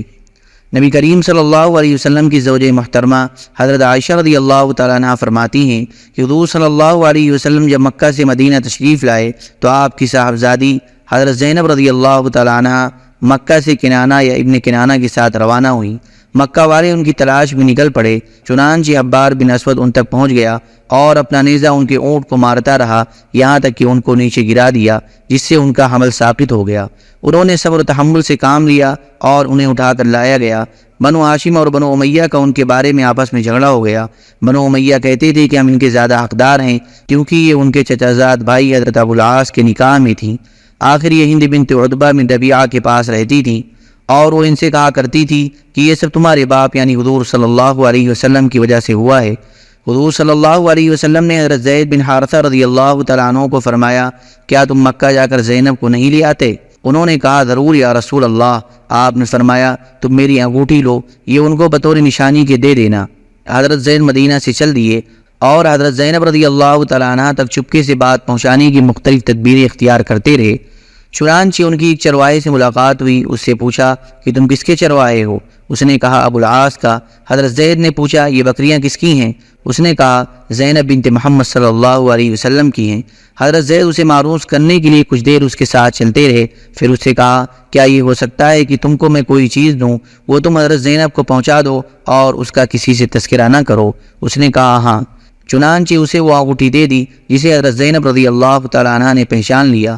انہوں نے چرواہے سے پوچھا تمہیں یہ انگوٹھی کس نے دی ہے؟ اس نے کہا ایک آدمی نے۔ حضرت زینب نے کہا آدمی کو تم نے کہاں چھوڑا؟ اس نے کہا فلاں جگہ۔ پھر حضرت زینب رضی اللہ تعالیٰ عنہ خاموش ہو گئی۔ جب رات ہوئی تو چپکے سے حضرت زید کی طرف چل پڑی۔ جب یہ ان کے پاس پہنچی تو ان سے حضرت زید نے کہا تم میرے آگے اونٹ پر سوار ہو جاؤ۔ انہوں نے کہا تم میرے آگے سوار ہو جاؤ۔ چنانچہ آگے حضرت زید رضی اللہ تعالیٰ عنہ سوار ہوئے، یہ ان کے پیچھے بیٹھیں۔ اس وقت پردہ فرض نہیں ہوا تھا اور مدینہ پہنچ گئیں۔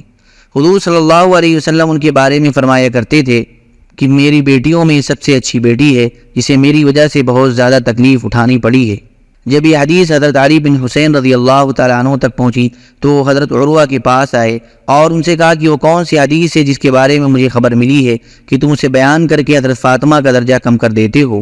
حضرت عروہ نے فرمایا اللہ کی قسم مجھے یہ بات بالکل پسند نہیں، جو کچھ مشرق اور مغرب کے درمیان ہے وہ سب مجھے مل جائے اور میں اس کے بدلے حضرت فاطمہ کا ذرا سا بھی درجہ کم کر دوں۔ بہرحال آج کے بعد یہ حدیث میں کبھی بیان نہیں کروں گا۔ حضرت درہ بنت ابی لہب رضی اللہ عنہا کی ہجرت۔ حضرت ابن عمر، حضرت ابو ہریرہ اور حضرت عمار بن یاسر رضی اللہ عنہ فرماتے ہیں کہ حضرت درہ بنت ابی لہب ہجرت کر کے مدینہ آئیں اور حضرت رافع بن معلہ زرقی رضی اللہ تعالیٰ عنہ کے گھر میں ٹھہریں۔ قبیلہ زریق کی جو عورتیں ان کے پاس آ کر بیٹھیں، انہوں نے ان سے کہا تم اسی ابو لہب کی بیٹی ہو جس کے بارے میں اللہ تعالیٰ نے فرمایا ہے تبت یدا ابی لہب وتب ما اغنی عنہ مالہ وما کسب۔ ٹوٹ گئے ہاتھ ابی لہب کے اور ٹوٹ گیا وہ آپ، کام نہ آیا اس کو اس کا مال اور نہ جو اس نے کمایا، لہذا تمہاری ہجرت تمہارے کام نہ آئے گی۔ حضرت درہ نے حضور صلی اللہ علیہ وسلم کی خدمت میں حاضر ہو کر ان عورتوں کی شکایت کی اور جو انہوں نے کہا تھا وہ آپ کو بتایا۔ حضور صلی اللہ علیہ وسلم نے ان کو تسلی دی اور فرمایا بیٹھ جاؤ۔ پھر لوگوں کو ظہر کی نماز پڑھائی اور ممبر پر تھوڑی دیر بیٹھے اور فرمایا کیا بات ہے کہ مجھے میرے خاندان والوں کے بارے میں تکلیف پہنچائی جا رہی ہے؟ اللہ کی قسم میری شفاعت قیامت کے دن ہا اور حکم اور سدہ اور سلحب قبیلوں کو بھی نصیب ہوگی، تو میرے خاندان والوں کو تو بدرجہ اولا نصیب ہوگی۔ صفحہ 475 پر حضرت ابو سلمہ رضی اللہ تعالیٰ عنہ کی ہجرت کے بیان میں حضرت ام سلمہ رضی اللہ عنہا کی ہجرت کا، اور صفحہ 471 پر حضرت جعفر بن ابی طالب اور صحابہ کرام کی حبشہ کو ہجرت کرنے کے بیان میں حضرت اسمہ بنت عمیس اور ام عبداللہ لیلہ بنت ابی حتمہ کی ہجرت کا بیان گزر چکا ہے۔ حضرت عبداللہ بن عباس رضی اللہ تعالیٰ عنہ اور دیگر بچوں کی ہجرت۔ حضرت ابن عباس رضی اللہ تعالیٰ عنہ فرماتے ہیں کہ ہم لوگ سن 5 ہجری میں حضور صلی اللہ علیہ وسلم کی خدمت میں حاضر ہوئے۔ ہم لوگ غزوہ احزاب کے سال قریش کے ساتھ نکلے تھے۔ میں اپنے بھائی حضرت فضل کے ساتھ تھا اور ہمارے ساتھ ہمارے غلام حضرت ابو رافع بھی تھے۔ جب ہم معرج پہنچے تو ہم لوگ راستہ بھول گئے اور رقوبہ گھاٹی کے بجائے ہم جاسا چلے گئے، یہاں تک کہ ہم قبیلہ بنو عمرو بن عوف کے یہاں آ نکلے اور پھر مدینہ پہنچ گئے، اور ہم نے حضور صلی اللہ علیہ وسلم کو خندق میں پایا۔ اس وقت میری عمر 8 سال تھی اور میرے بھائی کی عمر 13 سال تھی۔ اللہم صلی علی سیدنا وحبیبنا ومحبوبنا ومولانا محمد وبارک وسلم۔ سبحان ربک رب العزة عما یصفون وسلام علی المرسلین والحمد للہ رب العالمین۔